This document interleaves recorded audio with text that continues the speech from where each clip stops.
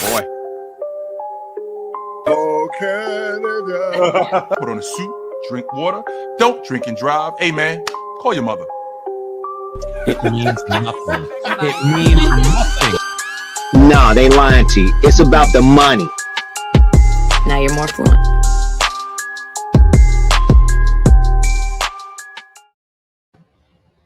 And now you're more fluent. But you know what? I'm going to do something that I normally don't do. So this is going to be weird for you sitting over there because I am this close. I'm this close to figuring out how to stream our show on TikTok at the same time that we're doing this. Oh. So I'm this close. However, I have figured out Instagram. So I'm going to pop us on there and see what happens. See if it works. I don't even know. And who knows? I don't know what that means.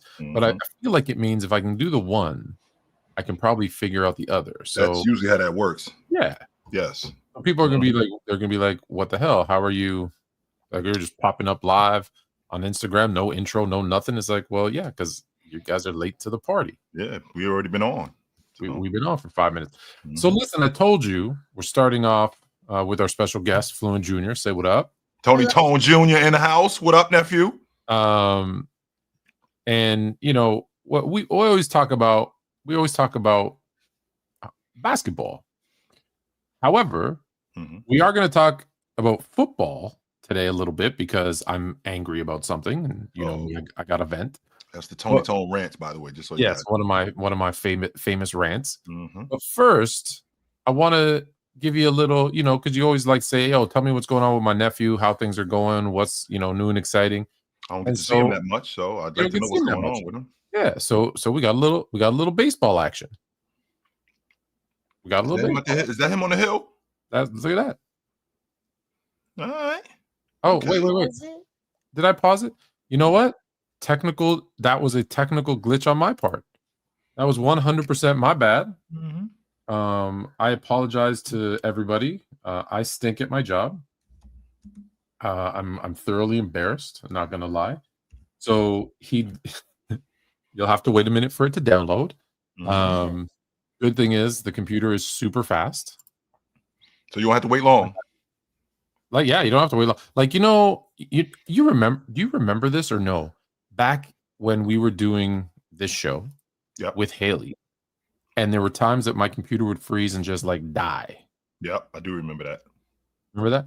And then I said, I checked everything, the internet, the wires, the cables, the blah, blah, and I found out that it was none of those. It was my computer. It was just old. Right. And rickety. And so I said, I'm going to buy myself a new one. And I did. And since then, it hasn't been slow. So that being said, modern technology, well, let me tell you. Voted like 10 times over. What up, everybody? Listen, and I know today's show is probably going to be viewed later because, hey, we got a game in about 30 minutes, and we're going to talk about that game first. And we're going to update that game as things are going. But it is OKC, Minnesota. Yes, it is OKC, Minnesota. Short turnaround for OKC, but let's get back to what I was talking about here. Suasana makin panas, orang bikin lebih heboh. Musik bermain, gonta ganti bikin nonton kicau. Semakin naik, main rima depan mic. Tetap beat bola naik, sekejut tangan naik. Dan masih berbunyi musik itu tetap menari bermain-main. Everybody say main sekali, we gonna do something. Not cuma main-main, kasih tahu orang so beda dan cara main. So my man went out, got a strikeout, got the another batter to strike out to ground out to first. Yeah. Then strikes out the third batter to get out of the inning. And then when he's up to the plate, he does his little Neo Matrix thing, gets the walk, steals second, steals third, steals home. One man wrecking crew. What? Yo, this dude is incredible. And we talk about defense and passing, how he didn't get that for me. I never played baseball, so I know he never got any of that. Hey, we know we got an athlete on our hands. We don't know where we got it from because we didn't get it from pops. We got it from I get the baseball for me. Although maybe I missed an opportunity. Maybe I should have played some baseball. I don't know. Maybe. Who knows? I couldn't hit the curve, nephew. So I'm a huge fan of baseball players. I'll be honest with you. I have no idea how these guys, even at this level, they're throwing like 50, 60 miles an hour. I have no 45, 50. Is that okay? I have no idea how they hit. Fast, yo. That's it.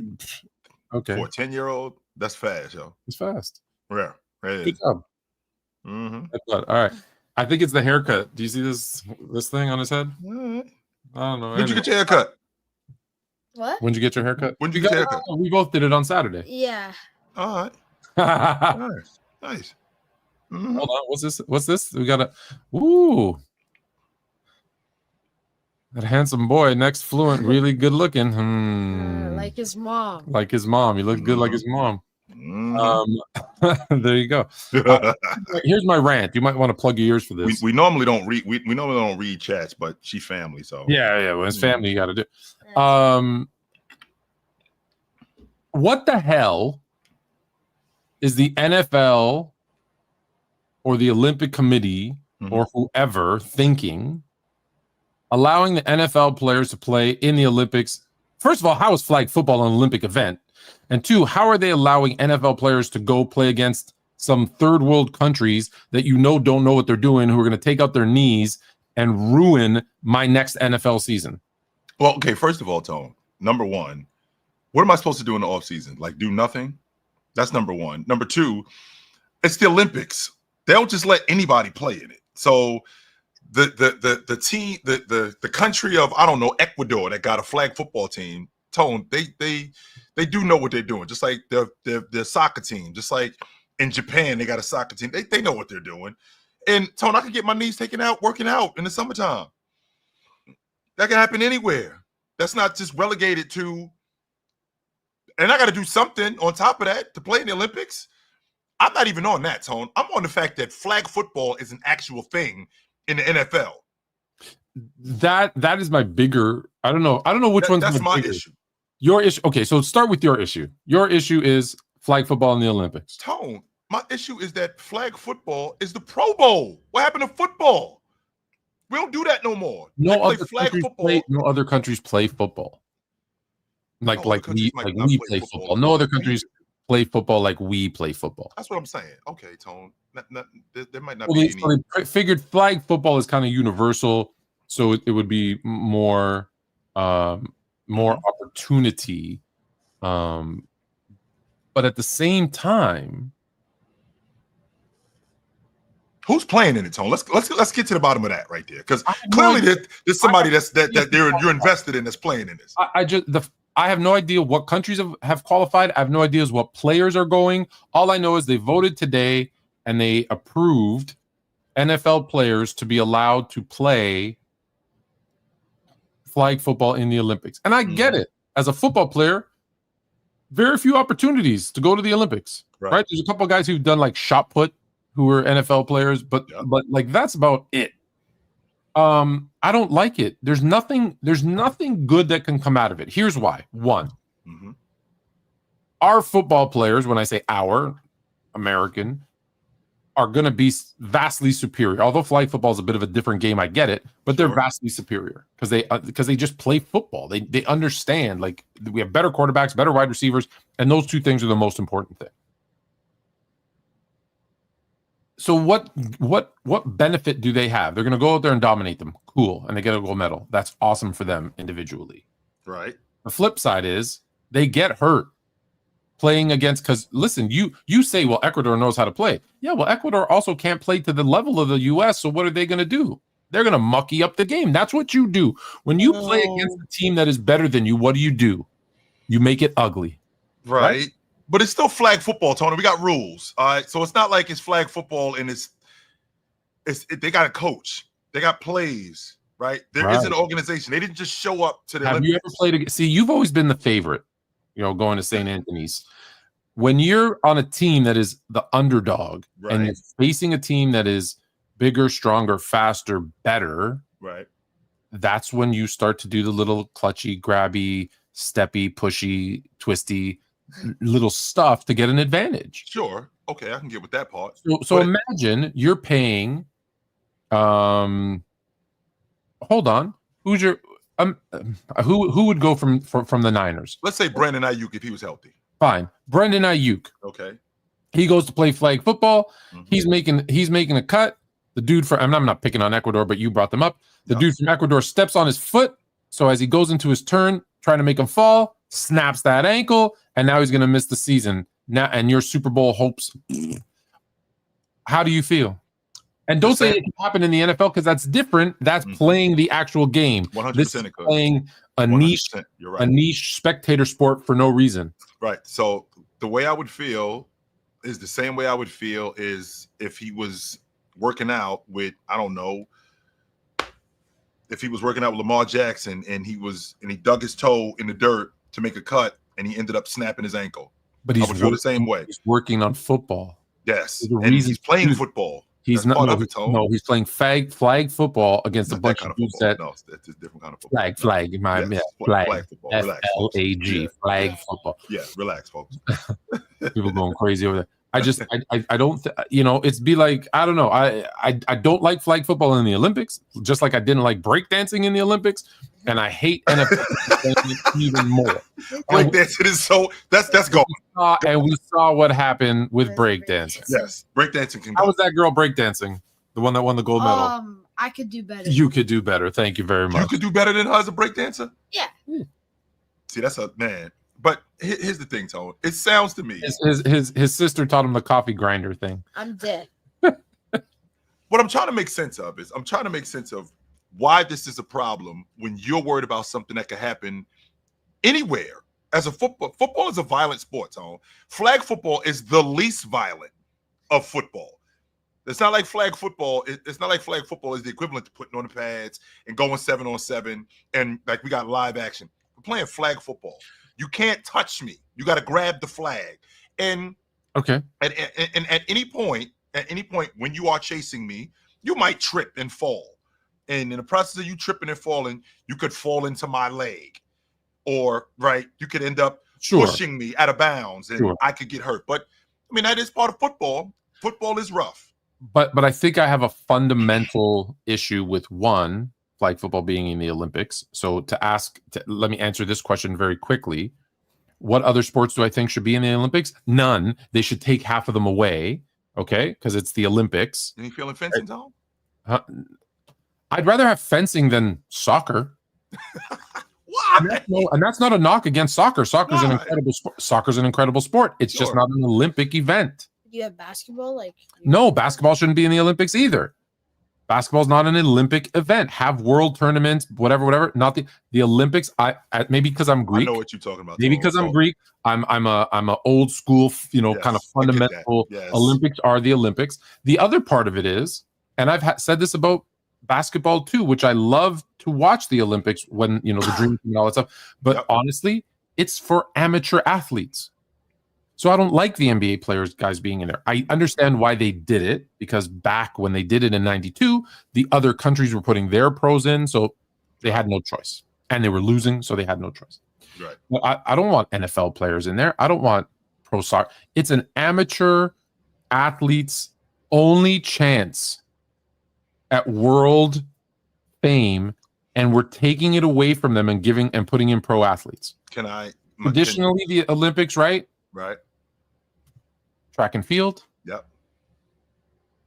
And look, I get it. I get expanding it and some of those things. Right. But it's too much, like darts and breakdancing. And next we're gonna have ballroom dancing and basket weaving. Like everything's just gonna be, what'd you get a gold medal in? I got a gold medal in knitting. I'm so wonderful. No. It's too much. It's too much. You're right. Because archery is an Olympic sport too. Archery is an Olympic sport because there's no pro archery league. Right. Archery is an Olympic sport. Do you know why the Olympics was started? I don't know exactly why the Olympics started. I do know where it started. I know it started in Greece. Sure. And I do know that that's where the first Olympics was. but I don't know why it was started. So it was started as a way to bring in world leaders, or at the time it was regional, but as it expanded, world leaders together to have like an open dialogue about how they can make the world a better place, more peaceful, as opposed to going to war. Which we don't want to do. Okay. Now these amateur athletes kind of competed in a competitive, but like hey, I'd rather have my country beat your country in the 100-meter dash than me, bomb your country. Competition, but non-violent. How about that? Right. It was a way to bring peace and betterment. And now it's turned into like everything else, a spectacle about money and how many events can we put in and how many sponsors can we get. And call me whatever you want to call me, old head this, old head that. But like, again, I go back to you're watching breakdancing. You're watching breakdancing. Well, here's the thing, Tone, and I can appreciate breakdancing. I can appreciate that, and I'll shut up. No, it's not like watching breakdancing. No, it's not the same thing. What I'm saying is the Olympics are the best athletes in the world. Now, is it the best amateur athletes in the world, Tone, or is it the best athletes in the world? It's the best amateur athletes in the world. That's how it's presented. And what constitutes a pro? A pro is somebody who gets someone who gets paid. Right. Somebody who gets paid, but somebody who also does it for a living. All right. So if I got a guy, if I got a guy who's in the Olympics that runs the 100 meters, and he's running 100 meters in like 9.6, but then I got a guy who's running professionally, who runs the 100 meters at 9.7. Okay, well, what does the Olympics actually mean then? If I got a guy in the Olympics that's running faster than a professional, don't we want the best athletes in the world? The thing with 100-meter is, although they have competitions throughout the year, and the years leading up to the Olympics, there's no pro 100-meter dash league. There's no league. And again, individual sports is different as well. Right? Like, it's different. It's, but okay. There should be, or there was, I believe, like an age limit too, right? Like you don't like what purpose would it serve back then to have like Venus Williams in her prime at 28 going up against somebody in the Olympics? Like she'd dominate, she'd kill them. What's the point? But that's the idea though, Tone. The idea is to get the best athletes in the world and bring them together. And see, that's the thing. So then change it. Don't say amateur athletes anymore. Or eliminate the word amateur. Because that's not what's going on. These guys, and to your point, when you talked about there's no track leagues. Well, Tone, they don't. These runners, they don't just run in the Olympics. They don't just run in the World Championships every 2 years. No, they have events. They have events in Cologne. They have events in Barcelona. Yeah. They have how much do they get paid to run? Pretty good. They make pretty good money, and a lot of. How much do they get paid to run? How much do they get? I couldn't tell you exactly what, because they don't get paid to run. Now they might get money, like prize money, if they win. They definitely get endorsements the more they win. Well, that's what I was about to say. Like endorsements are different. For example, if endorsements mattered, then every single NBA team would be so far over the cap, it's not even funny. Because the guy making $30 million from his NBA contract is making $300 million from his endorsements. So you can't count the endorsements, because I can get an endorsement today. You probably have a sponsor for on the panel for whatever they were pitching on Monday when I was there for the bet, whatever. I think the difference that is not paid to do. That is, hey, we're using your celebrity to promote our brand, but we're not paying you to do what you do. It's a different. There's a difference. There is that, and I don't know if I can argue that, because I'm thinking about you as I'm a runner. I run 100 meters, or I run 110-yard dash hurdle. Okay, Nike is sponsoring me because I wear their sneakers in order to run. Right. But am I actually getting paid for this competition? When I'm here, are they paying me? Well, they have to, as an Olympic athlete. I'm an Olympic gold medalist. One of the reasons why I'm here is they are going to pay me, because I'm one of the headliners for this event. So yeah, do you know how much you get paid for the Olympics? I don't think it's much. Nothing. Well, because no. Nothing. I know the coaches got paid. I do know that. Yeah, coaches are different. Yeah, Coaches I are know the different coaches got because paid. coaches are being paid by the country, and that's why some countries are better than others. Is how much money they put into these Olympic events. Olympic athletes have, if you meet almost every look, there's exceptions, but Sure. for the majority of Olympic athletes have full-time jobs. They have to. They have to have full-time jobs. Just imagine having to train all year and have a full-time job. It's funny. We make fun of NBA players calling them plumbers because they had regular jobs in the summer. That makes it harder, bro, not easier to compete at a high level. But anyways, that's a story for another day. So that's all I'm saying is if you want to remove it, that's fine. Then remove the amateur tag, make the sponsors step up and the country step up and pay them to be pros. I'm good with that. Olympic athletes got great paid. with that. And is it because I do understand that there's a difference Countries between that pay. There's certain countries that pay their athletes, and it varies from next to nothing to hundreds of thousands of dollars if they get a bronze, a silver, a gold medal. The country Right. pays. I get that. I get that part. But Olympics nothing. Olympics are the biggest scam. The IOC is the biggest thieves and most corrupt organization in the world. Forget the mob in the Vatican. It's the IOC. The International Olympic Committee. I didn't know that they were thieves like that. But I did not. I did not know that they were crooks like that. And I feel so unprepared to talk about. Well, you know me. Right now. But with that being said, if I run, right, if I run for, I don't know, at the University of Stanford, and then I ended up in the Olympics, and then I quote unquote I turn pro, and then I come to this event that's at the University of Oregon. One of the main reasons why this huge turnout is there is because I'm there, or because you're there, and you're an Olympic gold medalist. So for that event, you are getting paid to be there. You're not just showing up and Nike is sponsoring you. No, Tone, that's not the way that works. Those people are not running for, what's this? What, McLaughlin, I think that's her name. When she shows up to events, she's not running for free. No way is she running for free. What would name the event? I'm thinking about something off the top of my head. Like if, for example, I think that's that. I think the event it's at Stanford, and then there's another one at the University of Oregon. Like she's not running for free. She's going when she goes up there and she's running, she's getting paid. No doubt about that, she's getting paid. This is not 1987 or 1970. No, this is 2025. Listen. The amount a sprinter can earn annually varies significantly based on how they get paid, which there are ways they can get paid. Sponsorship, yep. Prize money.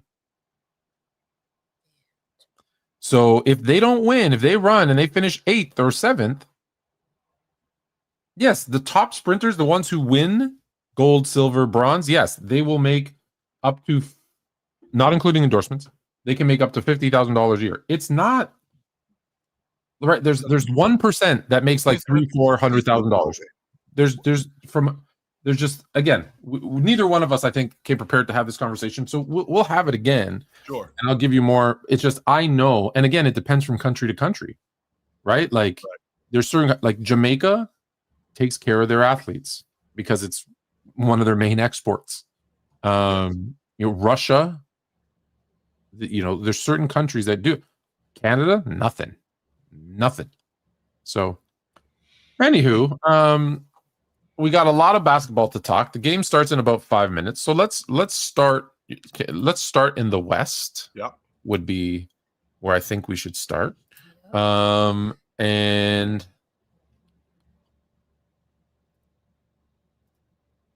keep a little Canadian content in the house, since we have cousins, SGA, Canadian. And do you know who that is? You met him. Neil Alexander Walker. They had a nice little chat in Detroit. They're cousins, apparently. Maybe everybody in Canada is we're all just related. I don't know. No, they're actual cousins. No, I know. I just found this out too long. I didn't know this, Tone, like not too long ago. So SGA, his mother, and Neil's this kid Walker, his father, I think they're brother and sister. So they grew up together. Oh, so and that's where he gets. Yes. Are you sure it's not Neil Alexander Walker's mother? because it looks One like of- she. it's one of those two. So Walker's mother and SGA's. That makes sense. Alexander. Yeah. Yeah, it sounds like SGA's mother and dad Alexander and his mom father are brother and sister. are Because that makes sense because the last name is hyphenated. Sure. Alexander. Okay, so I agree. So he says so. I didn't know they were cousins till I met him. Yeah, you didn't know they were cousins when they met? No, until I met Oh, him. until you met him. Oh, he Yeah. told you they were cousins? No, because when I met him, someone was like, Shay's cousin. Shay's cousin. Someone said Shay's cousin. You're talking to Shay's cousin. All right. So my mom, that's Alexander Walker's mom, text SGA's dad. There you go. There's this. I should have just read it. It would have answered our question, saying, "Oh, it's war now." Mm-hmm. Which goes back to probably the days when they were growing up. Like it's going to be you and me, my younger sister or my older sister or my big brother, and now our kids are in the NBA Western Conference Finals and they're going at it against each other, which I think is great. I think it's great for one. I think it's great for the family, and I just think it's great for basketball. I do. Have you ever had to play against a relative? No, and I'm so happy that I didn't. I'm so happy that I didn't have to go up against my cousin or my brother or anything like that. I'm so happy that I didn't have to do that because I just know how I am. Who one of your cousins is? I wouldn't have wanted to go up against him either. I But really didn't want to go up against my. That's probably one of the main reasons. It would have been great to play against Shaq, but then again, it wouldn't have been because it would not have been fun. Would not have been fun because I don't think he's the type to go easy. No. I only ever got to play later on in life. Mm-hmm. Like we're in like a men's league, and I played against my cousin, and it was not surprisingly very physical because we used to play fight and kick. Like we used to be at the pool. Yep. Like the community pool. We didn't, we didn't have a pool at our house, and we would wrap towels around our fists and we would box. Oh boy. So I was the taller one with longer arms, so I would always just jab and just jab, and then when I would hit him in the nose and it would start to bleed, he would just scream kamikaze, and he would just like blitz, like attack me and just get all the rules out the window now. The game, and that's what the game felt like when we played basketball. So so it's not necessarily a good thing. I don't think they're going to do that, but I think it is good for basketball. People cousin. Even though like when Vince and T-Mac, distant third cousins, kind of came out, and everybody kind of loved that story. So I think this is closer. They're first cousins, right? Their mom and dad are brother and sister. So I think it's good because I think you're going to see game one, the respect and lightheartedness. Because I guarantee you he's going to guard. They're going to be guarding each other at some point.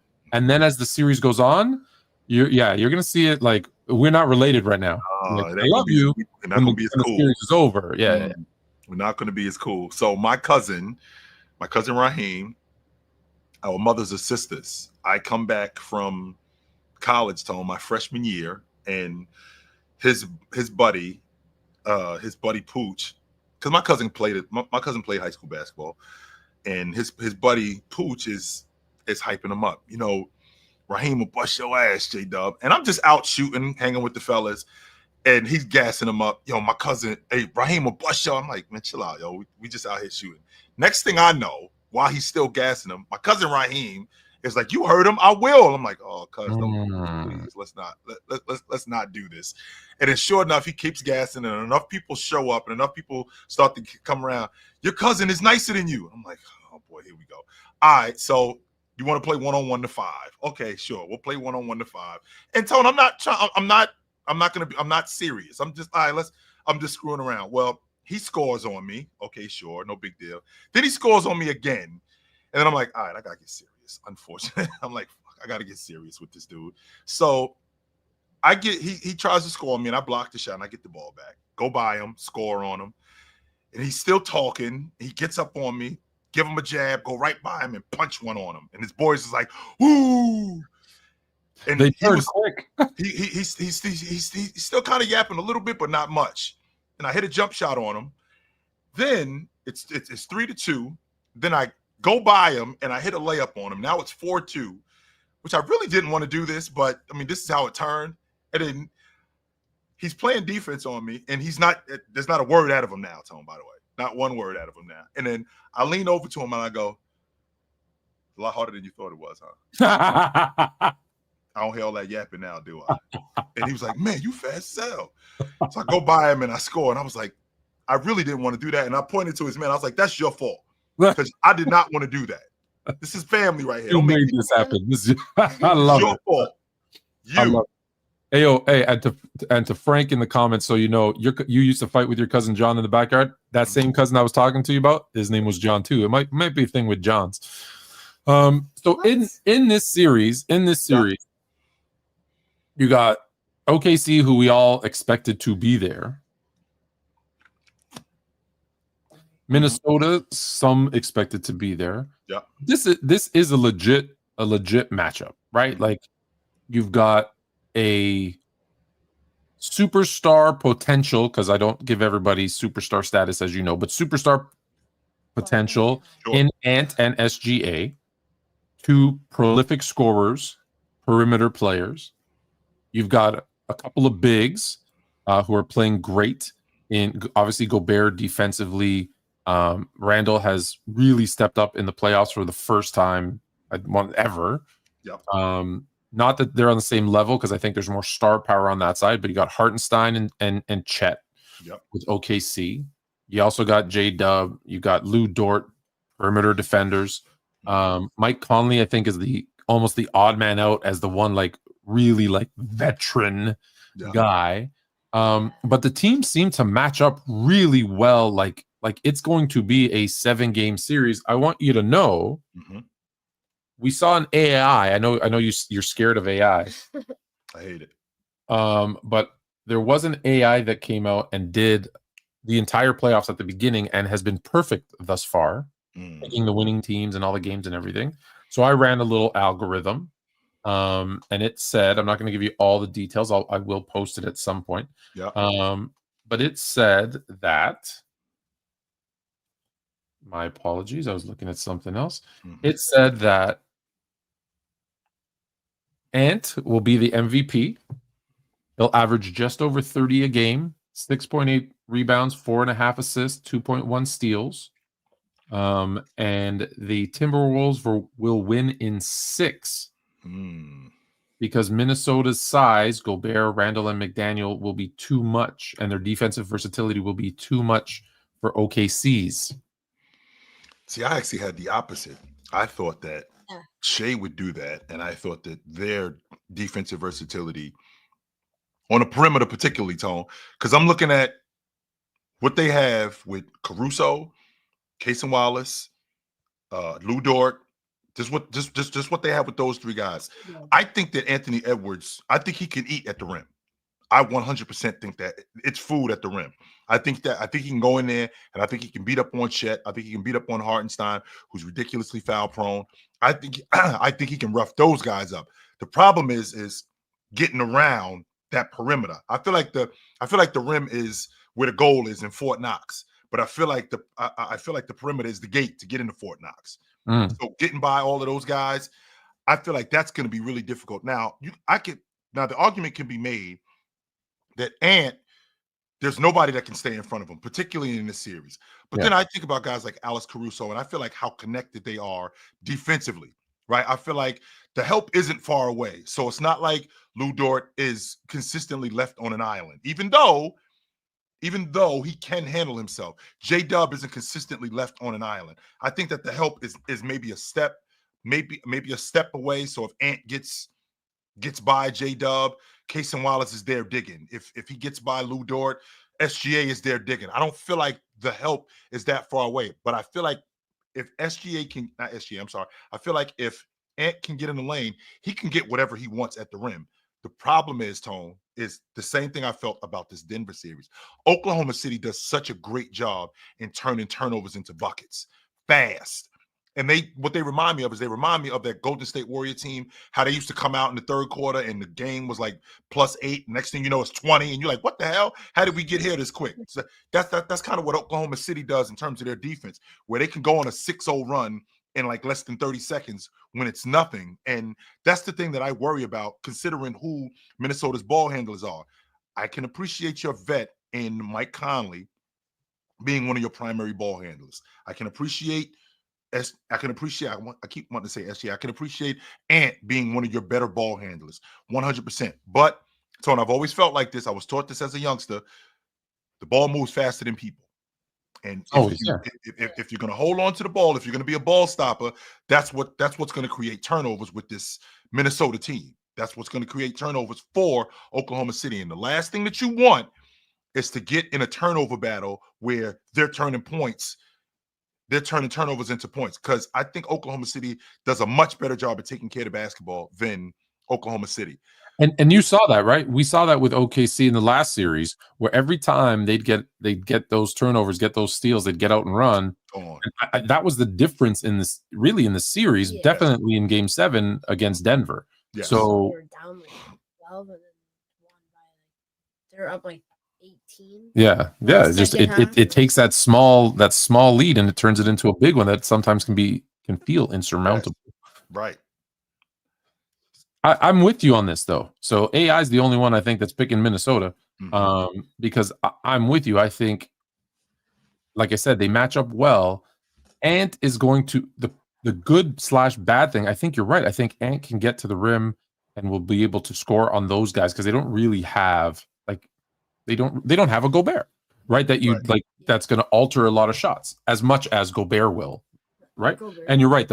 Being foul prone, you got to be careful. Him getting to the rim, though, and him becoming almost too offensive minded. This is going to sound crazy what I'm about to say, but we watched games where when he goes off sometimes, he forgets to get the other people involved, and he can't score 110 points and win the game, right? He needs to get, Gobert needs to get his, putbacks and his dunks and his, little stuff that he's going to get. You need to get. Conley's not really a scorer. Where does that secondary offense come from in Minnesota? Right now, it's been Randall. So I look at it and I'm like, well, if you can really focus on shutting down Randall, who we've seen him not play well in the playoffs. Sure. So if you can shut him down, even if Ant, look, I know it's one game, but it's a microcosm of what I've seen throughout the season. When we saw how much did Ant go for that day in Detroit? Was it almost 50? 52. Was it 52? Went for 52. And as we were watching it and lost, we're sitting there saying, Ant is just doing everything. Everybody else is just standing around. So if they get into a game like that in this series where, hey, we're going to shut down Randall.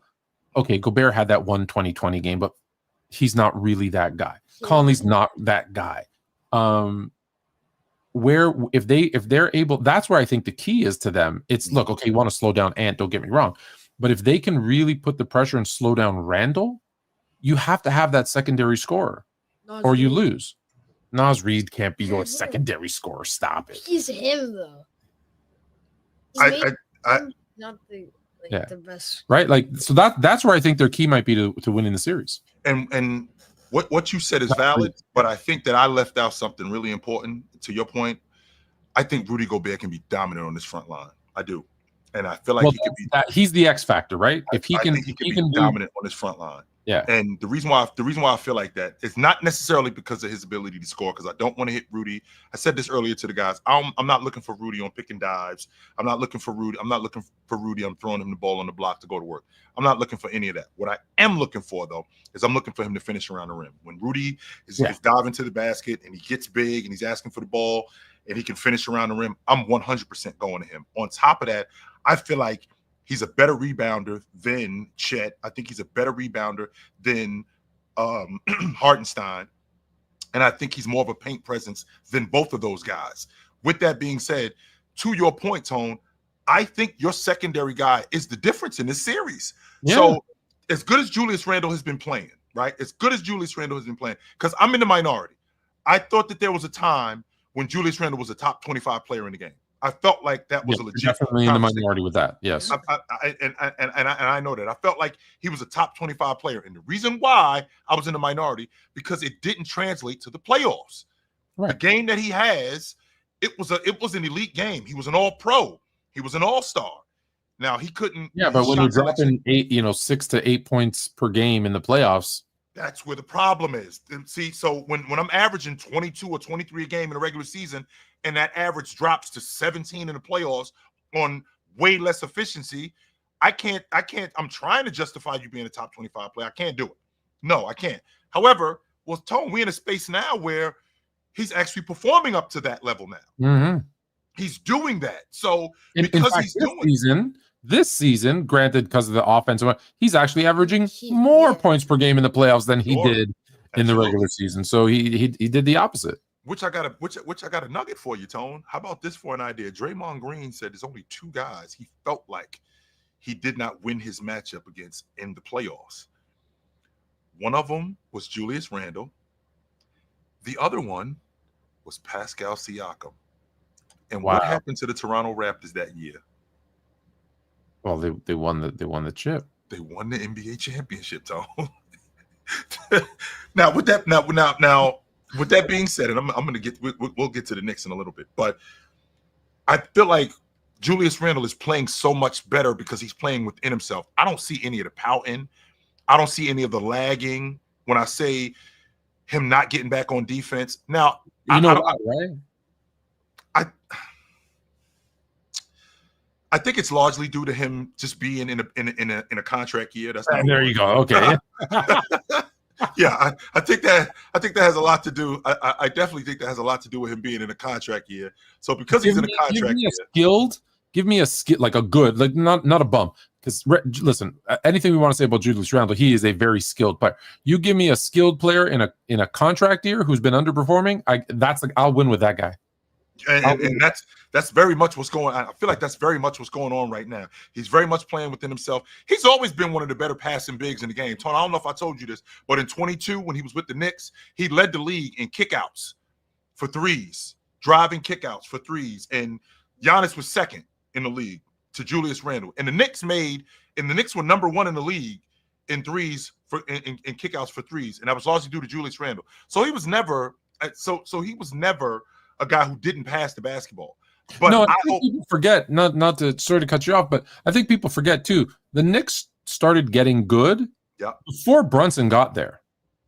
It was working. Right? Like Randall took them to the playoffs, then he underperformed. Now I think Brunson took them to the next level, and we'll again get to the Knicks in a minute. Mm-hmm. But Randall had got them into the playoffs and gave them some hope before he got there.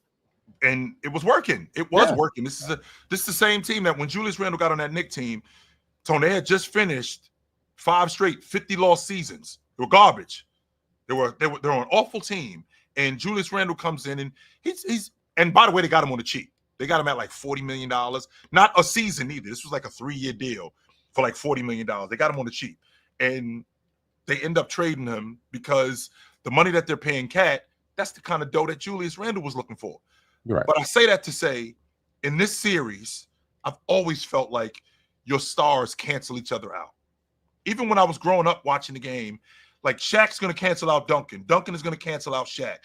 Who's going to cancel out Bryant? That's the $1 million question. Who is going to cancel out? Jordan is the best player in the series. But with Jordan being the best player, okay, who's going to cancel out Malone? Who's going to cancel out Pippen's production? That kind of thing. I always felt like the secondary player or the second option, or the second or the third guy, he's going to be the difference in the series, because what you asking now, when you take that guy out of the series, Tone, you asking the second or the third. When you take the second or the third guy out of the series, now you're asking the number 1 guy. He now has to do even more, and that's a lot of pressure on him. A lot. It's interesting because that's why I kind of brought it up. But so who are you going to bet your money on? J-Dub or Randall? And that might be the difference in this series. We both picked OKC. AI picked Minnesota. So speaking of Minnesota, Young, do you put him up there? What? As a top man in the game right now? In the game right now? Yep. Become top 5 if he win now? Nick, we're not. Shut up, Top Nick. 5. Nigga's 23. But he got no all-star on his team. if Ant wins an NBA title, so if AI is correct and he gets out of this round and goes on to win an NBA title, will he be top 5 all-time shooting guard. Top 5 all-time shooting guards? No, I'm not doing that. Not at 23. I will tell you this though, Tone. So who's your top 5 shooting guards right now, as is? Jordan, Bryant, Wade, Drex, Reggie Miller. Well, if he wins a title, you have Allen Iverson, Jerry West, Steph Curry, those guys, they're in a different space. top combo guards. I don't have those guys in the same category. Reggie. So, does he surpass Reggie with a win? No. At least, okay. Wait, because I won't rank him until he retires. Right. So if he wins a title this year, right, and let's remember he is the Dragon Slayer. Yep. Right. Took out LeBron, took out Luka, took out Steph, took out if he takes out SGA too, who's probably going to be the MVP this year. Like he takes out everybody. 100%. Jokic, yeah. So if he wins a title and continues his success, right? Because we need 10 or 12 years of success. Sure. He'll have that title over Reggie. And the reason why I can get with that logic is because the operative word here, Tone, is if he does what? If he continues to play at this. Because I can tell you right now, Tone, in 2006, when Dwayne Wade won the finals MVP and they won the NBA championship, I had to listen to Dwayne Wade is in the same conversation that he's better than Bryant, and I was about to crash. Yeah, that's crazy. But see, that's the problem I always have, right? So if the best part is they all say, well, titles don't mean anything. But if Ant wins this one, is he a top 5 shooting guard? 100%. Titles don't mean anything. But if Jalen Brunson wins it, is he the greatest Knick of all time? Oh. Titles don't mean anything, but how in the same breath can you keep saying titles don't mean anything and then say, but if this player wins a title, it puts him over another one? That's double talk right there. You can't. Do you know that I posted a simple graphic on Instagram, just because people didn't understand the difference between durability and longevity, and I'm like, they're two different things. And I said, for example, here's John Stockton. Look at his durability, right? 75 years, and he played 82 games 74 times. Mm-hmm.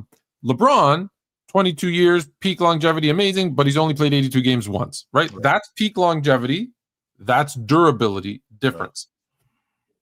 Right. And you know what most of the responses were from the LeBronaholics?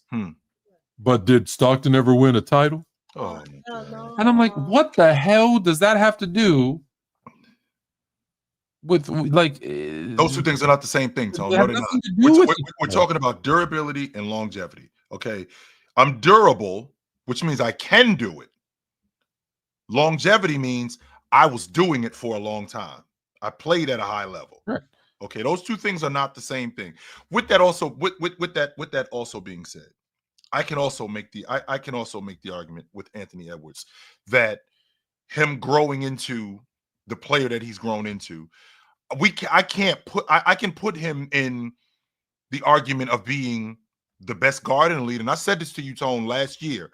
I told you that within 5 years, I think Anthony Edwards is going to be the best guard in the league. I think that within the next 3 years, he's going to be the best 2 guard in the league. There's people who think he's that now. I still don't think he's better than Donovan Mitchell. That's just I'm in the minority. But I felt like within the next 3 years, I think within the next 3 years, he's going to be the league MVP. And I think within the next 5 years, tops, by age 28, he'll be the best guard in the league. I'm on paper. I'm on record saying that. Off the strength that looking at him shoot the long ball and how much better he got at shooting the long ball, I feel like the other aspects of his game, I'm not saying that they can improve like that because I think that was a dramatic jump. Right. I think that him being able to shoot the long ball at a 40-plus clip and lead the league in threes, as opposed to last year, I think he was barely shooting in the mid-30s and he didn't shoot nearly these many. I'm not saying that. I think he's going to go down a little next year. I think that I think that there's a difference between this and this.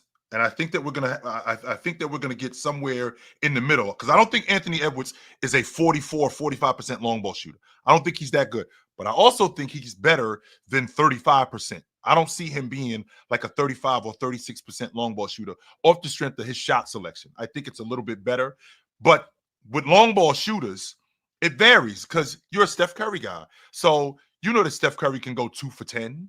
You know that Steph Curry could go 3 for 12, but then Steph can also have a stretch where he's lighting it up. He's 6 for 11, and he's 5 for 10 for a stretch because one, he's a better shooter, and two, his shot selection is better, right? So with Anthony Edwards, and I don't want to sound like I'm going on a rant here, but Anthony Edwards, I feel like the other aspects of his game are going to improve.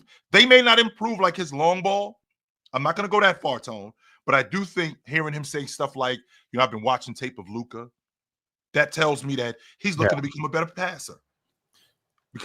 I give him so much credit because I actually do have him. Now, it might just be because I'm not a Donovan Mitchell fan, although Ant, by the way, did just get a technical. So he better be careful. That's early in the game to get a tech. Oh, no. If he gets another one, he's out. Although he started off already with 5 points. Randall has 5 points, and they're up 10-6. Mm-hmm.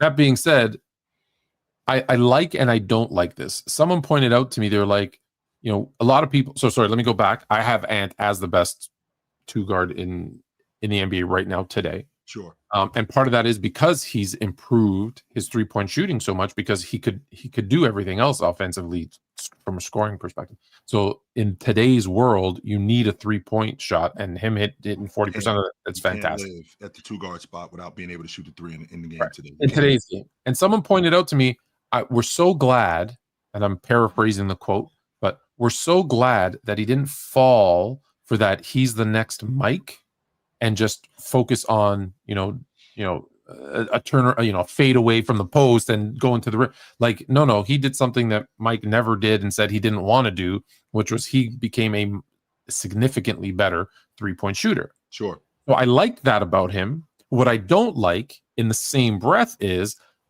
because it's one of the things I complained about with Tatum, where sometimes they fall in love with shooting that 3 and they forget the other aspects of their game that, hey, when that's not falling, like you said, when they go on a 2 of 10 stretch or 1 of 4, it's like, hey, don't shoot the next one, get to the rim, get an easy basket, get a foul, go to the foul, like do something else to get you going.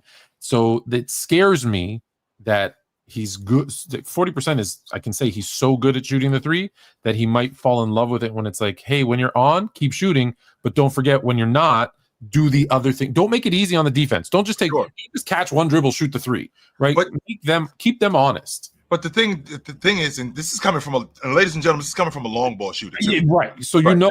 This is coming from a long ball shooter. So it's the gift and the curse too, Tone, because Tone, you could go 0 for 3. What are you thinking on the next shot, Tone? Me personally, shoot again. And you Tone is 0 for 6 right now. Tone, what's the next shot? Yeah, I'm making the next one. It's going in. I will go 0 for 15, but I'm shooting 16 of them. That's what long ball. That's 15. I'm going to hit the next 12. Exactly. Love averages, right? That's the mentality of a long ball shooter, right? That's the mentality of you shoot until you miss, and then you shoot until you make. That's what. But I didn't have Ant's ability to get to the rim. No, I didn't have Ant's athleticism, right? Like I when I teach these guys what to do, it's always like, hey, your first shot shouldn't be a 3. Right? Get to the rim, get a layup, hit a little short jumper, get yourself going, because every basket you make, it gets bigger and bigger and bigger, and then move out because it's gonna be easier for you to score. Yep. If you have shot a couple and you've missed, or made them, even more importantly, if you made a couple, well, what's the next time?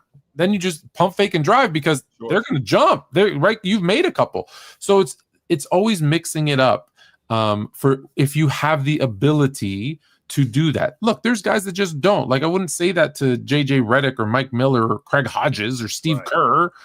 But even those guys did it, though, on occasion, those other things. Put the ball on the floor, one dribble. Right, but for the most part, hey, that's my job is to shoot 3, so that's what I'm going to do most of the time. So, he has the ability, and I think those other things will open up. It'll give him more open shots because you can't press up on him thinking, well, he's going to shoot a 3, because if you do, he's going to blow right by you. Going to blow your door. And the only thing that drives me nuts is when they do press up on them, him and Tatum, for example, and they still shoot it, or they do a step back, and I'm like,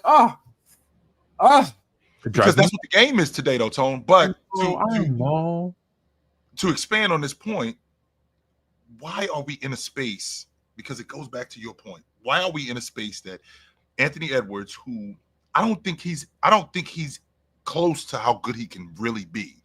And and here we are today. If he wins the NBA championship, we're putting him in the same conversations with Bryant and Jordan. If he wins the NBA championship, like, wait a minute, like this guy is a fantastic athlete. This guy has expanded his game, but there's something to be said about being able to do something great for a long time. Right. And the fact that you just won the NBA championship, that doesn't mean that we get to talk about you like we talk about him, or like we talk about him. Jordan was the best two guard in the league for a decade. And remember, did I show you my 94 top 10 list? You did not. Oh, it was on NBA Max Sunday nights at 10 p.m. Eastern, right here on Sportsville. So I found it. I had a notebook at my parents', and where I put all my stuff. And so I looked it up because someone said to me, "You don't put people in." I said, "I've never put people in an all-time list until they retired. No one, other than now. I've made one exception, which says a lot, right? That I've made one exception in 40 plus years." That being said, I had so winning championships doesn't necessarily. I had him at 4 at that time in 1994. At that time in 94, 93, 94. After he retired the first time, I had him at 4. After 3 championships. After 3 championships, I had him at 4. How can I put? Now I get it. That's all time. But how can I put Ant top 5 at his position all time? I have a good night. Go to bed. No, I'll come later. You'll come later. Okay. I said, how can you put him at 5 all time when on the strength of 1 chip? And I get it. There's other guys that have 0. But if we're gonna say, rings aren't the most important thing, and it's a team accomplishment, and all these other excuses we're gonna make for other people, how is it all of a sudden 1 and he's in? Now, this is the dilemma that I have, because I go back and forth with this so much, Tone, because if you're going to tell me that championships matter, and I've said this more than once, more than twice, more than 3 times, if you're going to tell me that championships matter, because that's what this is about. This is about Anthony Edwards being a champion, and now this puts him in a different space. Even though Bryant is a 5-time champion, Wade is a 3-time champion. Not only is Wade a 3-time champion, but Jordan is a 6-time champion, right? Drexler did win the NBA championship. That's good. That's going on. Reggie Miller did get to the NBA championship as the man. Yeah. So if Anthony Edwards' career ended today, he's ahead of Reggie Miller because he won the NBA championship. So if we're gonna do that, and we're talking about championships, and I've said this to you in the past, Tom, whenever you're talking about the all-time great players, you got to talk about Bill Russell first. Because this is your stance. That's all that matters. Then yes, then he's the GOAT. Yeah.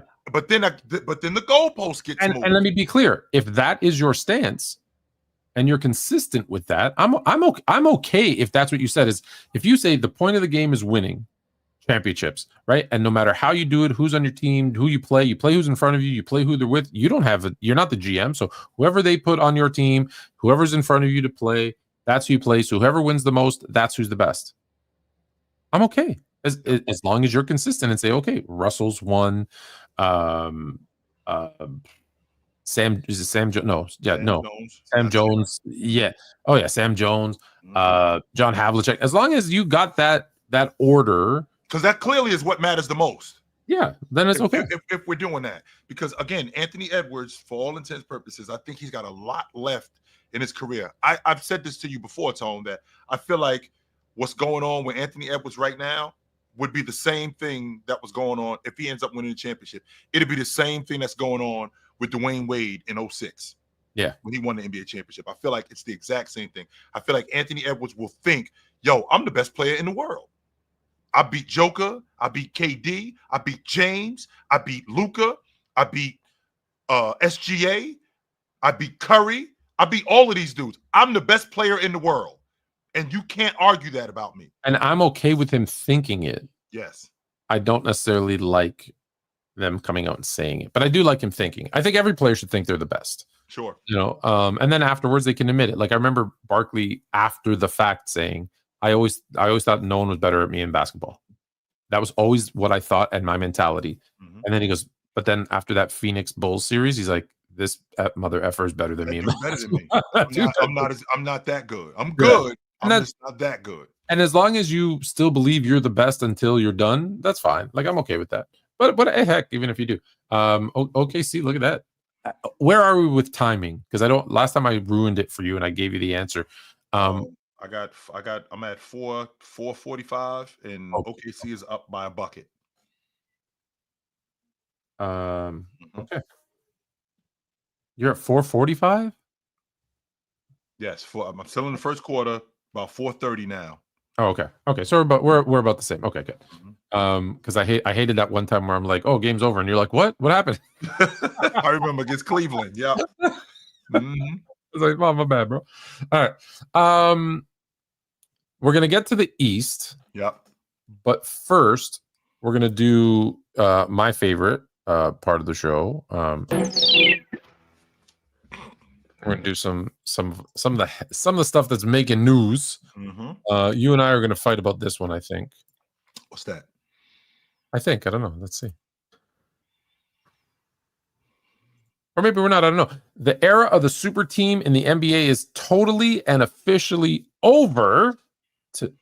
To me, this is a cause for celebration, says Greeny, aka Mike Greenberg. Do you agree or disagree with Mike? I do. I do agree with Mike Greenberg that the super team era is over. I think gone are the days of. Oh, well, wait a minute, though, Tone. I want to make sure that I get this right because your Lakers. I got Magic. I got Jabal. I got James Worthy. I got Byron Scott. I got Michael Cooper. I got AC Green. That's a bomb squad. But how was that crew put together? That crew was put together primarily through the draft. It was built, right? I think gone are the same thing with the Celtics with Bird and McHale and Robert Parrish, Dennis Johnson. They got him in a trade, right? So, but the rest of those guys, I mean, it was basically put together through the draft. I think that in terms of the super team, that's what it's going to look like. That's what we're going to be calling super teams in the future. What we did back then when teams were built through the draft, because what the CBA is today, it won't allow KD and Clay and Steph and Draymond to be on the same team. It won't. The CBA today will not allow for Giannis and Curry and Jimmy Butler. To your point, Tone, Jimmy Butler is on the books next year for $60 million. Curry is on the books for $60 million. Add in Giannis, whomever you're going to trade. I think he's on the books for like close to $50 million. That's going to destroy your salary cap. And I think that the CBA has now done away with that sort of stuff. So we're not going to. I think the days of putting together bomb squads through free agency and trades, I don't think that's. I think those days are over. I've never gotten a sufficient answer on what a super team is. And I've always said, I don't believe in the term. I think the term's bullshit. I think the term is used by people who want to say, well, that team only won because they were a super team. Oh, that my favorite player only lost because he faced a super team. And it was we didn't have that term 20 years ago. I don't think we had that term 15 years ago. In 2010, I didn't hear the term super team. No, I didn't. We didn't have that term. It is a new term created by people calling teams from the 90s and the 80s and the 70s super teams. No, because how many times have we seen teams put a bunch of stars together, whether they are in their prime, past or prime? I don't care, because there's no definition of what a super team is, and they fail, or someone gets hurt, or they ridiculously fail. Like, you want to talk about a team, my Lakers, when they had like Rondo, LeBron, Carmelo, Dwight Howard, AD, by any stretch of the imagination, you would say that was a damn super team. Right. How'd they do? Oh, a couple injuries, and they didn't make the damn playoffs. Well, how super was that team? Not super. Not that super. The 96 Bulls were a super team. They had Dennis Rodman. Dennis Rodman was 37 years old. Yeah. You said he was past his prime when he was 29 when the Bulls beat the Pistons, and then 8 years later he's part of a super team. What? Like that? So that's why I say, like, you're just pulling out of the air to prove your point. and that's why I don't like it. That being said, Right. there you go. See, the Warriors are a super team. Why? Because they brought over fairly, justly Kevin Durant, added to 3 guys that they drafted. Yep. Mm-hmm. How does that make them super? Now, they played super. They're one of, if not the best teams ever to play in the league, and probably beat any team in a 7-game series ever created. Right. That doesn't make them a super team because they still could have lost. Because guess what? All the same players were on that team in 2019, and they lost to the Raptors. Oh, well, because they got hurt. Yeah, exactly, which can happen anytime. So that's why I don't like the term. That being said, there's going to be a loophole where you can bring these types of players together. For example, right now you have LeBron and Luka on the Lakers. You have Steph and Butler on the Warriors. Mm-hmm. But you also have guys like on Austin Reeves or Draymond Green or others that you're going to be able to pay because they're on your books a max contract to. And what you do is you take your Draymond Green, who's making, and I don't have the numbers in front of me right now, but 4-year deal for 20. He had a 4-year deal for $100 million at like 25. there you go. So you make it $25 million a year. You slap in another guy for $10 million. You throw in 3 of your draft picks and 75 second-round draft picks, and you go to Milwaukee, and Milwaukee says, well, whatever. And again, none of that makes sense, but financially, now I bring Giannis to a team with Steph and Butler. And everyone's going to scream that that's a super team. No matter how old Steph is, no matter how inconsistent Butler has been from playoffs to the regular season, etc., and Giannis being hurt a couple of times and being a first, second round knockout, they're going to call that a super team. You can make it happen, right? LeBron can easily, right, take a lower contract. They re-sign Austin Reeves. Well, see, that's the thing, though, Tone. And they have 2 guys that are making 20-25 million. Now 45 million goes the other way. Boom, super team done. So it's harder, so much harder now with the new CBA. 100%, I agree. Right. But you're gonna find, there's gonna be. If you think about the Warriors still could have built the way they built their team because they drafted Clay, they drafted Draymond, late drafted Draymond and drafted Curry, had the ankle injury, got him on the cheap, and then they moved almost all, a lot of their bench guys and were able to make that KD move. They still would, under these rules, I looked at it because that was the main one that I looked at. Mm-hmm. They could today under the first and second apron rules, they could still make that happen. Well, sure.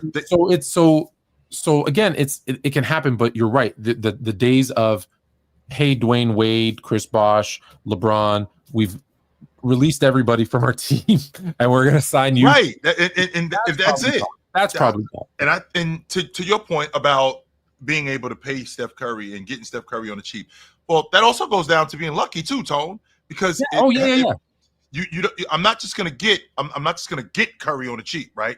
I'm not just going to get Draymond Green on the cheap. I mean, Draymond Green, I end up getting him in the second round. How many second rounders actually pan out to be what Draymond panned out to be? I mean, I got to get lucky in that aspect. Don't get me wrong. I am doing my homework and I am paying attention. I am going to pay attention. Best player in the world now is a second round pick. So that's what I'm saying. I am paying attention. I'm not saying that I'm not paying attention to who's available, but I don't think there's anybody in 2012 when Draymond got drafted that, this guy's going to be a generational defender. This guy's going to be one of the best players. No, nobody was thinking that. So in turn, you end up getting a guy who's an integral part of a championship team on the cheap. You get Curry, we saw the ability to shoot. I don't think that there's anybody who thought that, one, he'd be that great of a shooter, and number two, that he had bad wheels, which means that, okay, we can get him on the cheap. I think that gone are the days, when I think about super teams, I think gone are the days where Anthony Edwards is in Minnesota and he loses in round 1 to the Houston Rockets. And then Giannis says, you know what? I'm going up to Minnesota with Anthony Edwards. And then the general manager, in the process of him saying that he can get him, that he's going up to Minnesota, says, I can get Jason Tatum too, just so you know. And that's why I don't think that those days are as done as you think, because you have Boston as example that has Tatum for $60 million, but they also have Jaylen Brown for $50, and then they have Porzingis for $50. So, or sorry, 30 something. So They if got Drew Holiday for 35. They pay everybody, Tone, by the way. right, but hear me out now. So Tatum is hurt, and so I'm gonna make a deal with the devil a little bit. But I'm gonna say, okay, I'm gonna keep Tatum, but I know he's on the shelf for next year. I'm gonna take that $50 million of Jaylen Brown, and I'm going to package it with a draft pick and turn that into, and other players, don't get me wrong, a disgruntled Ant. Let's say Ant gets swept this round. He's like, I'm out of Minnesota. I hate it. Or Devin Booker or Donovan Mitchell, who's like, hey, it's not working in Cleveland. Move me. And they're like, well, who can we get? Oh, we can get Jaylen Brown in a first. Cool. Let's do that. So what I'm saying is, I haven't thought about this, who the players are, but I'm gonna let's use Donovan Mitchell. So I'm gonna move Donovan Mitchell. And now I'm gonna take that $30 million from Porzingis. See, and that's where I think GMs are going to have to be like creative. They're going to have to start almost overpaying some of their own guys, right? That they can because of the bird rights, etc., and then make those moves. So now I'm going to take the Porzingis is 30 and Sam Hauser's 10. I'm going to take that $40 million and I'm going to move that with other like lower guys and draft picks again for Giannis, for KD. Let's say for KD. So now I have a 2 in Donovan Mitchell, a 3 of Jason Tatum, and my 4 is Kevin Durant. You're going to call that a super team all day long, right? Yes, you are. 100% Yes, you are. I am. And I made it work, and I'm still within the rules of the NBA collective bargaining. So they're going to have to get better, but it still can be done. But yes, it's significantly harder, and the GMs are going to have to be really. That's what the problem is. I haven't even gone and actually worked this out, and I've already given you 2-3 examples where you could make it work.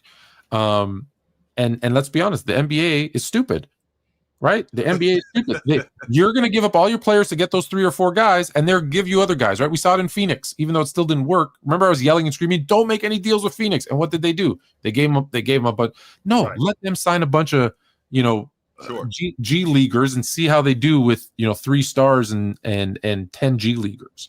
Probably no worse than what they actually did, but the point. Tone, you make a compelling argument with how you're going to get KD. You make a compelling argument of how you're going to put together these stars. But one, you still have to fill out the rest of your roster. That's number one. Number two, you make it with the CBA. You now make it ridiculously difficult to do other things. Now that's what I'm thinking about more than anything. That's where the CBA becomes an even bigger problem, because if the CBA wasn't in place where, okay, the buyout market, that's done. You can't get involved in that no more. Mid-level exception guys, okay, that's out. You can't get involved with that anymore. If the CBA didn't do that, then maybe the super team still is realistic. But when you hamper me that way, so now gone are the days of bagging Kevin Love in the buyout market. That's over. I can't do that now. Right? Gone are the days where I can pick up, which by the way, that never should have been a thing anyways. That never should have been a thing anyways, that I can drop a guy after the trade deadline who's has been a star in this league, an all still good, by the way. And I can just buy him out, and then I can just bring him over right. Hey, you ready for the playoffs? You need 2 weeks to get ready with their playbook? Cool, let's go. How you been? You good? That's nonsense. Why don't you come help us win the NBA championship? I don't know if you remember my suggestion. I said, you want the buyout market? No problem. Only non-playoff teams can sign them. Go ahead, buy them out before the playoffs, but only non-playoff teams can sign them. Watch if they'll take the buyout. They'll be like, "No, I'm good right where I am." Hell no, I'm not doing that. No. I'm not going to Charlotte. Signing Kevin Love for their last 5 games of the season. I'm not going. I can't get on a playoff team now. In fact, that's why I'm getting bought out. It kind of defeats the purpose of me getting bought out, because I want to go play in Miami and help them get to the finals. That completely defeats the purpose of me doing that. So yeah, it's 20 at the end of the first, by the way, is kind of low scoring, but yeah. So let's stick on. Okay, so no, we got way off the topic. So you like the fact. So you think super teams are dead, but he said let's celebrate it. Do you think we should celebrate that the super teams? I'm celebrating it because let's be clear. I think that it was really good for the league. I'm not going to celebrate something that's not around anymore. That was good for the league. I mean, it was good that James and Wade and Bosh and those guys got together. It was, as much as I didn't like KD jumping on that Warriors team, it was good for the league. It made It was. must see TV. You It love was them. must-see. You love them. It was must-see TV. You No doubt. loved them and wanted to support them, or you hated them and wanted to see them lose. It was no in between, Tone. You either was with the Warriors or you wanted to crash. You wanted their bus to crash. One of those two. People love dynasties, and Yes. they love seeing the top dog get knocked off. So there's Yes. always a reason to watch. Yes. That being said, the last time we had this much parity, and they've now surpassed it, Mm-hmm. Raptors in 2019. That's putting pandemic in 2020 is crazy. Lakers in 2020, you disrespectful punks. Bucks in 2021, Warriors in 2022. That was actually a big surprise championship. Let's be honest. Nuggets in 2023, Celtics last year. I had them repeating, but they stunk. Yep. And now you have one of these four teams, two of which, I guess, because OKC technically in Seattle, although I hate that. Mm-hmm. Okay, no, you know what? I don't care. The NBA is wrong about everything. They don't even know how many years they've been in existence, so I'm going to correct them. Mm-hmm. Three of these four teams have never won a championship. Oklahoma City Thunder, that team, that name, that city, have never won a championship. Correct. Pacers have never won. Minnesota has never won. Obviously, the Knicks haven't won since the 70s. Mm-hmm. The last time we had this much parity. It's interesting that everyone is applauding this and saying, wow, this is so wonderful. We have so much parity, different teams winning every single year. Look how great the NBA is. It's so star-studded.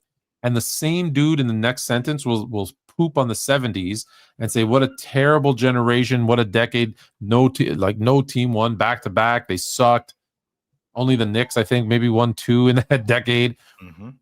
Huh? Right. That doesn't Which make any one is sense. it? Yeah, that doesn't make any sense whatsoever. But with that being said, Tone, I feel like in this particular era, very much like the 70s, and I don't know if you heard me say this, Tone, but I feel like it's more your turn than it is your time. What I mean when I say that is those units like with Shaq and Kobe, those units with the Bulls, those units with your Lakers, with Magic and Jabbar. I felt like those guys were going to be around for a while because those teams stayed together for a long period of time. So I felt like the Lakers I knew Magic was going to be on the Lakers for a long time. I knew Bird was going to be on the Celtics for a long time. I knew that Jordan was going to be with the Bulls. It was just a matter of building that thing and it getting better, right? I knew that was going to go on. In this particular era, we don't have that. I got more teams that, okay, it's your turn now. There isn't a specific team, and I can't say how wrong I've been because I thought that the Milwaukee Bucks were going to repeat until Middleton got hurt. And then I thought that Denver could do it again. Oh, okay. Then I thought that Denver could do it again. And then they got bounced. I had the Celtics winning the NBA championship this year and going back to back. So I think that I live in an era now where it's your turn instead of your time. Because I think I'm going to see a different Boston Celtic team next year. I think that there's going to be a lot of change on that Boston Celtic team. With that being said, Tone, I also think that we're going to see a lot of these teams build their units through the draft like they did years ago. And if they're able to do that, then they're able to hold on to their young guys on their rook deals. They're able to hold on to those guys so they have a shorter window. So we do it, not a shorter window. Let me rephrase that. They got a longer window. So I can hold on to my guys a little bit longer, and I have a bigger window to win, as opposed to if I got Giannis and Steph and Butler on the same team. This thing got to work right now. This thing doesn't have to work in 2 or 3 years. This thing has to work right now. These teams that I've seen in the past with Jordan and Scottie Pippen, I mean, they were together for a long time. So I felt like when they won, they had it figured out. They're going to be around for a while. So don't you think? Look, barring injury, because really, it's like, let's be honest. If you said Milwaukee, you thought they were going to repeat until Chris Middleton got hurt. Sure. So if he doesn't get hurt, right? Boston. Does Tatum's injury change the outcome with the Knicks? I don't know. Is it Porzingis' injury with that? I don't know. But there's opportunities if healthy. And to your point, what we just talked about, I think not many GMs are as smart as I am and will be as creative. So there's going to be teams built through the draft, through little trades here and there, and the team I think, dynamic, because that's the whole purpose of this, is to keep teams together longer and get people to root. Listen, the NBA wants you to root for the team. They don't want you to root for the player because team loyalty sells more jerseys, because you don't just want a LeBron Laker jersey. You're going to want a Reeves Laker jersey. You're going to want a Luka Laker jersey. You're going to want you might not want a Hachimura, but you're going to want football is what you're telling me, Tone. You're going to want multiple players' jerseys from your team versus, I have a Cavs LeBron jersey and a Heat LeBron jersey and Laker LeBron jersey. No, I want to get 4 or 5. I like my closet, or Fluent Junior's closet now, has from the Lakers, right? A Shaq jersey, a Kobe jersey. Mikan. I got to get him a Mikan one. But there's multiple Laker jerseys. He's got a Warriors jersey. A Clay jersey. Like, so there's, you'll get the occasional superstar, like he has an Iverson and a Jordan, of course, but it becomes more team centric because that's better for the league. I agree with that. And so this actually, it's interesting, although it's made super teams more difficult. This may actually create another dynasty, because you're going to get a team that does something right, that brings in a bunch of guys at the right time for the right price, and they stick. Right? Like OKC, as an example, they're young, right? What are their average ages? What, 24? Like what? Yes, 25. 25. So if they just say, forget it, we're going to pay everybody, and everyone's happy winning and in their role, because some guys will want to do more. This team is a team that could win 3 out of 5 if they win this year and they learn how to win, because I always say that's really important. And they can pay them and just keep them. And then now they've, without even realizing it, they've forced themselves into a dynasty because, they've paid all these guys, no one else is going to take them, and now they can't bring in other guys because they can't make trades unless they're a perfect salary match. They can, so it creates a situation where you might get one team that's smarter than the rest, and now they're going to be the dynasty, which again I think works. Good night. Love you. Get out of here. Say goodnight to Unc. Don't just say goodnight to me. Good night. All right. Later, nephew. Absolutely. So here's the thing. 27-27, by the way. Sorry, I keep doing that. There's a 3 by Minnesota, 30-27. Let's see if we're on the same page. We're talking about viewership, and we're talking about team, and you're getting mixed information. Somebody's telling you that ratings are up. Other people are telling you ratings are down. And this is why you can't trust anyone but Fluent, because people will make up story.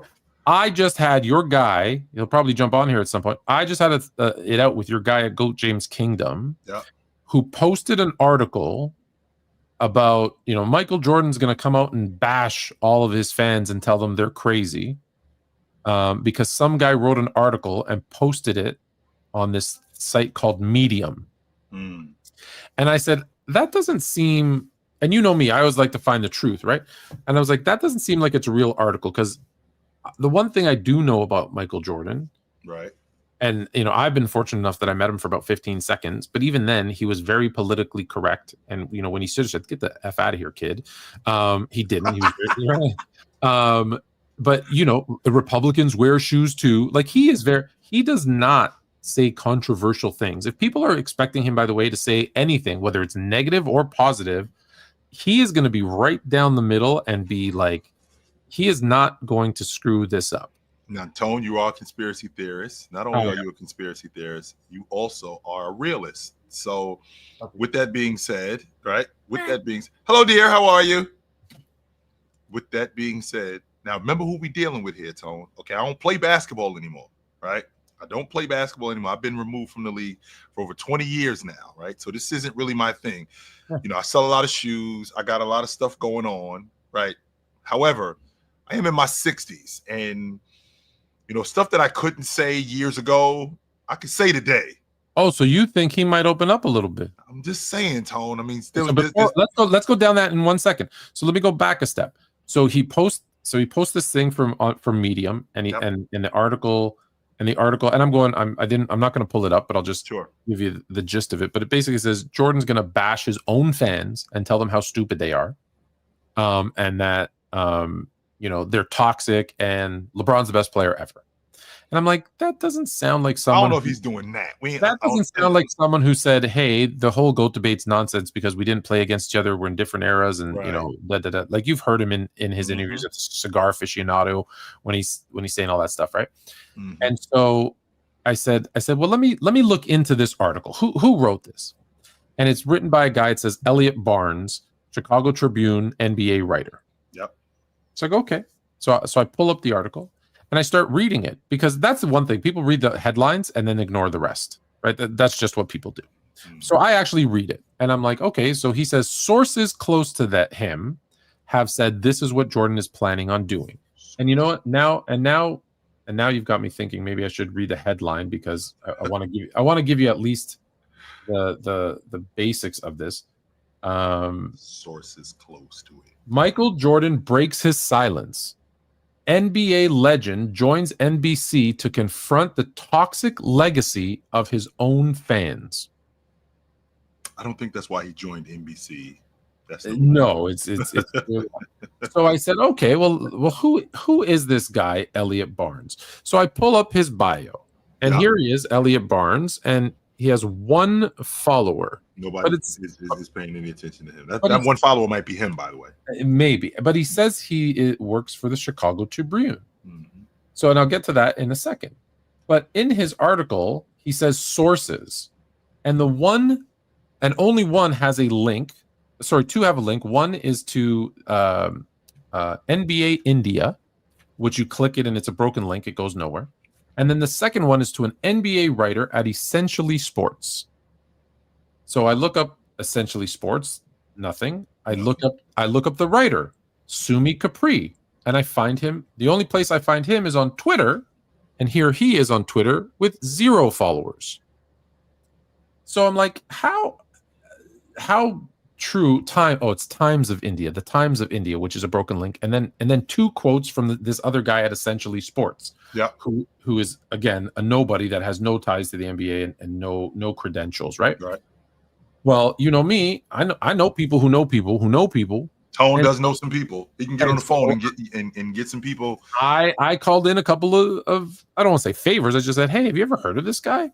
And I got an Elliot Barnes, not a sports writer, with the Chicago Tribune. It's a black financial writer, and as you can see, or if you can't, this is who they're claiming he is. So you can clearly see that does not black financial, unless he's a redhead and we didn't know it, so he's now black. The picture of the real Elliot Barnes is not him. And so I said, is there any NBA writer or sports writer, Elliot Barnes at the Chicago Tribune? And the answer is no. I go, okay, so this dude wrote an entire article, used a fake, an alias, doesn't work for the Chicago Tribune, and cited no sources for this article. And your guy Johnny said, oh, well, Medium is a trusted and respected source for news. And I said, no, it's not. It is a blog post where you can literally post anything you want. And he argued with me. So I said, really? Because look at this article that says Michael Jordan is the undisputed GOAT. And in fact, in that article, you're going to like this. I just got to fast forward a little bit. Here we go. Let me pause. There is a quote from you, Johnny, that says, in fact, Jordan is the GOAT. And even though you're dedicated to the greatness of LeBron James, you yourself said, in actuality, Jordan's the GOAT because, and let me quote him here, you can't be the GOAT with a losing record in the finals, poor playoff performances, and jumping teams. That's a direct quote from Johnny on Medium. Oh, no way. And he's like, you went and wrote a whole article and posted it on Medium just for that? And I said, no. What I did was, one of our writers at Sports Fluent, Trent Cohen, actually our only writer, had this article already written. And I said, here, put this quote in and post it on Medium. And, he did. And so I'm like, so now it's true. You think Jordan's the GOAT? And he's like, yeah, exactly. Silence is golden. So why I bring all that up isn't to poke fun at Johnny, because I like him. It's to say, you look at stuff like this. and you see this that says NBA ratings are down 38% since Los Angeles Lakers eliminated from playoffs. Correct. You know what you didn't do? I looked at the headline. I mean, I looked at who. I looked at who. You didn't look at Lake Show Yo. Yes, I did see that. 100%.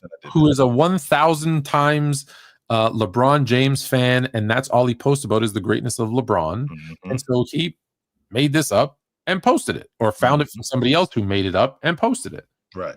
Here's the reality, right? Here's your Fluent moment. And let me give it to you. The regular season in the NBA was down. In fact, ESPN and TNT overall, by the way, the regular season was only down 2%. ESPN and TNT experienced declines of 7 and 8 respectively. ABC gained 10%. So it actually is up to only down 2% overall. However, the opening weekend of the playoffs were up 17%. Yep. The biggest game was not a Laker game. I don't understand why, but it was Celtics and Orlando that had 6.69 million viewers, peaking at over 8 million.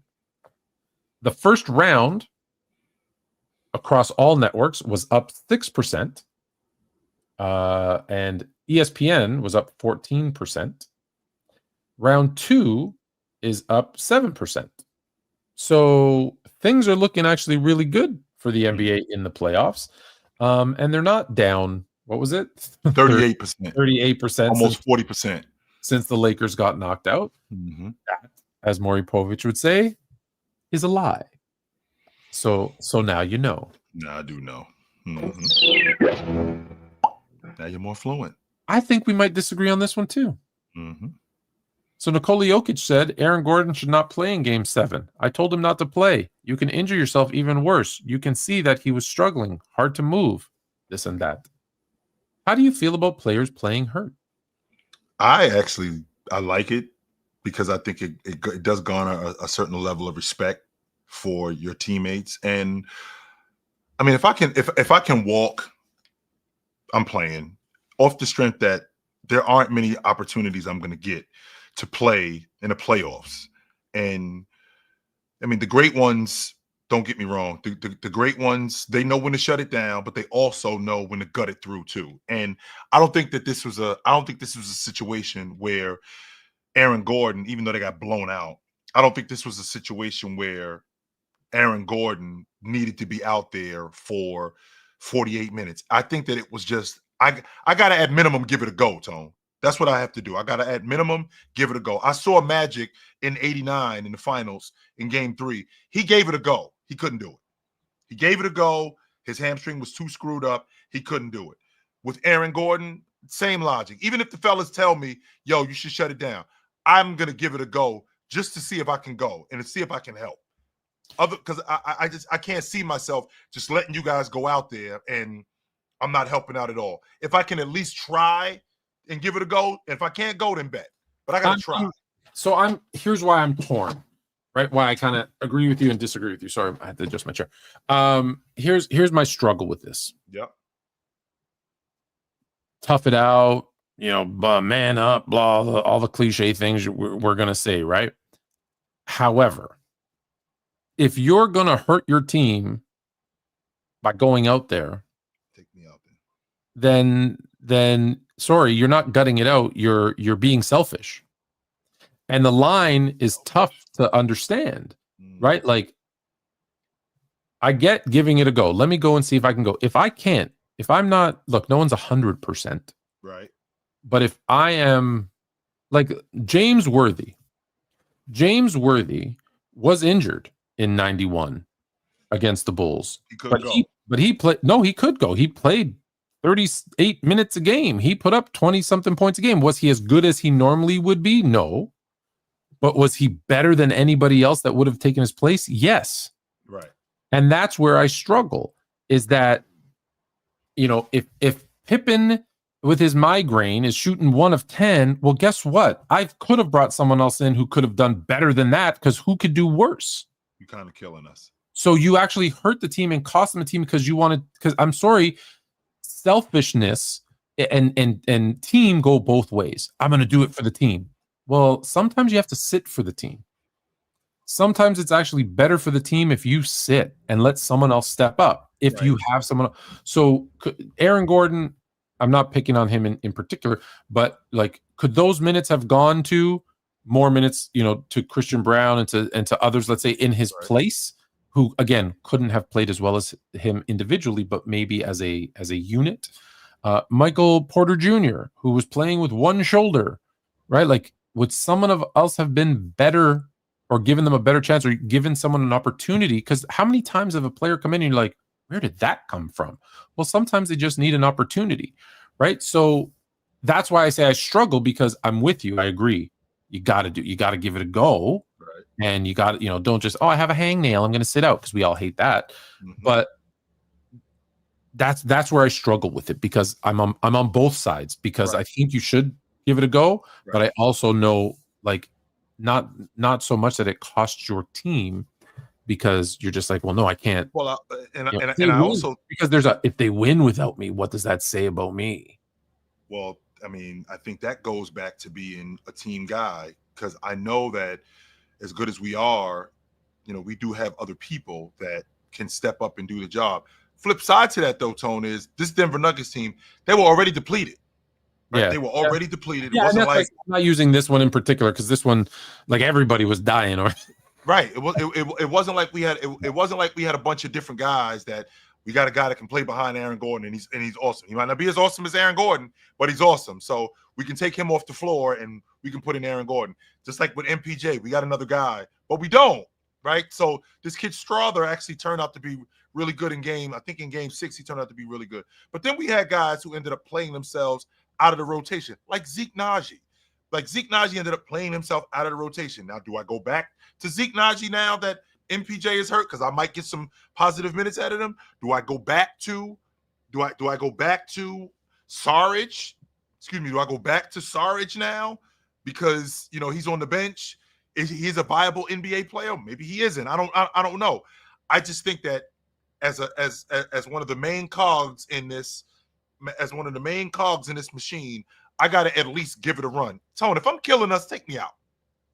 100%. Yeah. If I'm killing us, take me out. I will sit down and we'll try it again next year, or we'll figure it out as we go. But if you know he's bad and he does the pregame, doesn't it help a young player's confidence by saying, hey, Aaron can't go today.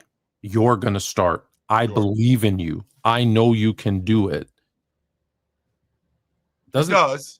But versus I don't think you're good enough. I don't trust you. I'm going to start a guy that's hurt instead of you. And then if he sucks, well, now I'm going to be like, hey, now I need you to step in. It's a double-edged sword.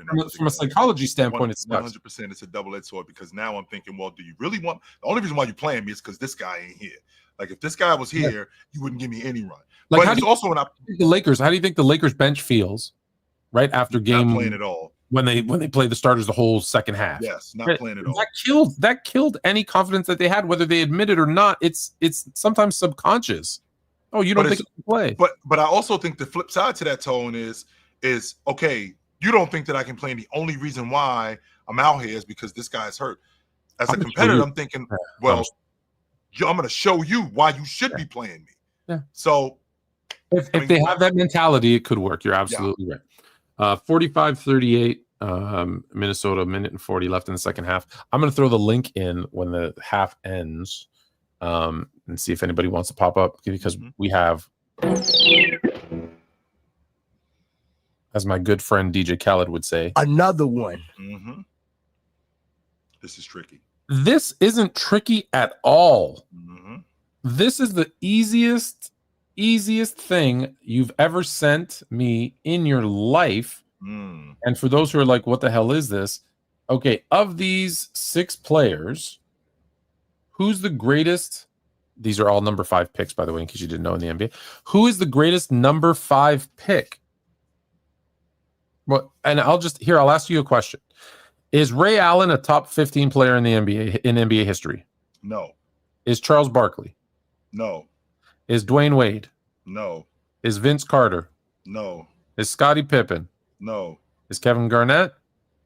He's closest. He's the closest. Then there's your answer. Pretty simple. That's what I was thinking. That's exactly what I was thinking. Who's second and third and fourth and fifth and sixth might be a debate. Yes. But Kevin Garnett is either in your top 15, if not probably in your top 20. And I don't think anybody else. I don't think is anybody in your top 20? Any of these dudes? No. Except for KG. Except for KG. He's the only one that's in my top 20. That's it. So I think KG doesn't even get as much love as he deserves. Like, we do not talk about him as much as we should in the same breath as, I guess, because of titles, with Tim Duncan. Well, the reason why we don't talk about him as much as we do, Tone, is because people just think that he played for the Celtics. They forget that he played 12 years in Minnesota. He was in Minnesota for 12 years. Yes, he was up there for 12 years. And 11 of those 12 years, he was either getting bounced in round one or he wasn't making the playoffs. That's what was going on up in Minnesota. Even though he was their only league MVP, even though he was a first-team All-Pro and a first-team All-League defender and an All-Star starter, he was doing that up in Minnesota for years.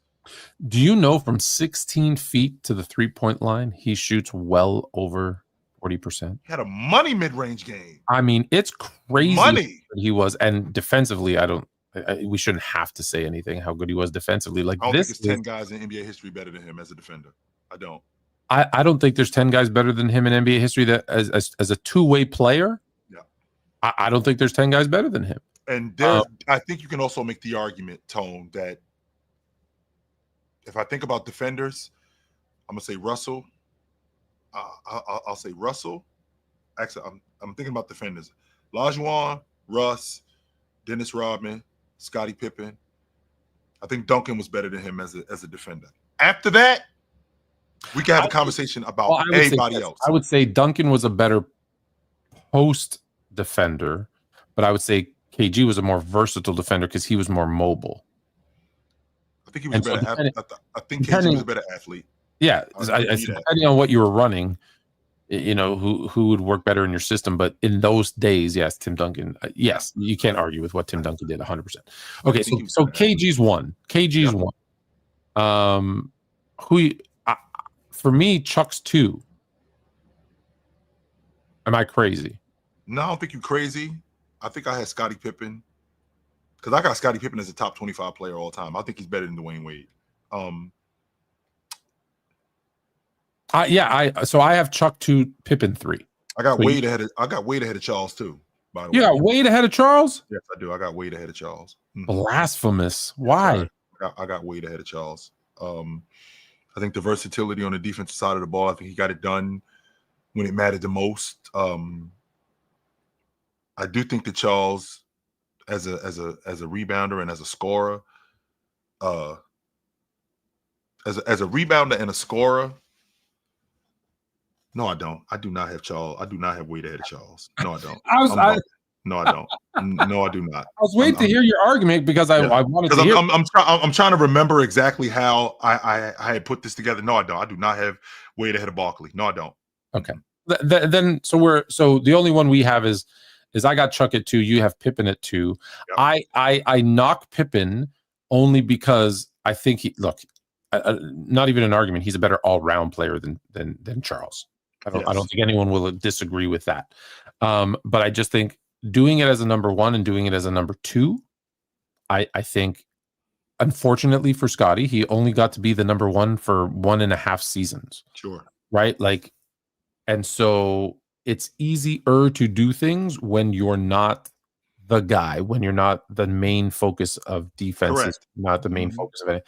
And so even though better all-around player, he had the advantage of playing with Michael Jordan. And then even when he leaves, right, and he goes to Houston and then Portland, he's not the number 1 guy there. And on top of that, he was over too at that point. Yeah, he was. Listen, in 98, he plays 44 games because of the surgery and stuff. He's never the same after that. And that's, hey, it's surgery. It is what it is. In 99, him and Charles and Olajuwon, they was only together for 3 months because we had the lockout season. And then in 2000 with that Trailblazer team, I mean, he was at that point, I think he was in year 14, right, at that point. But I think the difference for me with Scottie Pippen, because I think it's close, because like I said, I think Scotty's the better all-around player. But that's why it's like, well, I've seen Chuck, win an MVP, carry a team Right. to the finals as the number one guy. And let's be honest, I'm sorry, I don't think Charles's supporting cast was that much better than. And again, he only got to do it for 1.5 seasons. Yeah. Was that much better than what the Bulls had? I just think the difference with Scottie Pippen is I didn't know that he was that good until Jay stepped away. That was the difference with Scottie. Like, I knew Scottie was good. I thought he was awesome. I just didn't know he was that good until Jay stepped away. And then I was like, oh shit. I really I don't think it, for me, it didn't knock Jay down. Right. I don't feel like it knocked Jay down more than it Elevated Scottie. Yes, more than it enhanced Scottie. It was like, yo, this guy's way better than I think he is. Because I just thought he was the consummate complimentary player, only to find out that, yo, this guy, if you actually give him an opportunity, because if we remember, I mean, they ended up losing to the Knicks. And he might not have had that thing that Jordan had. He might not have had that thing that Olajuwon had. But boy, he definitely had the other stuff. He definitely had the other stuff. But the thing that he lacked, right? That confidence, that killer mentality. I think that's the separator between him and Charles and Jordan. And look, you might be right. If Jordan never comes back and I see Pippen do it for 2, 3, 4 years, I might be with you. But I always know that players, can have a good year. And so yeah, he played great, and the Bulls played fantastic in the regular season.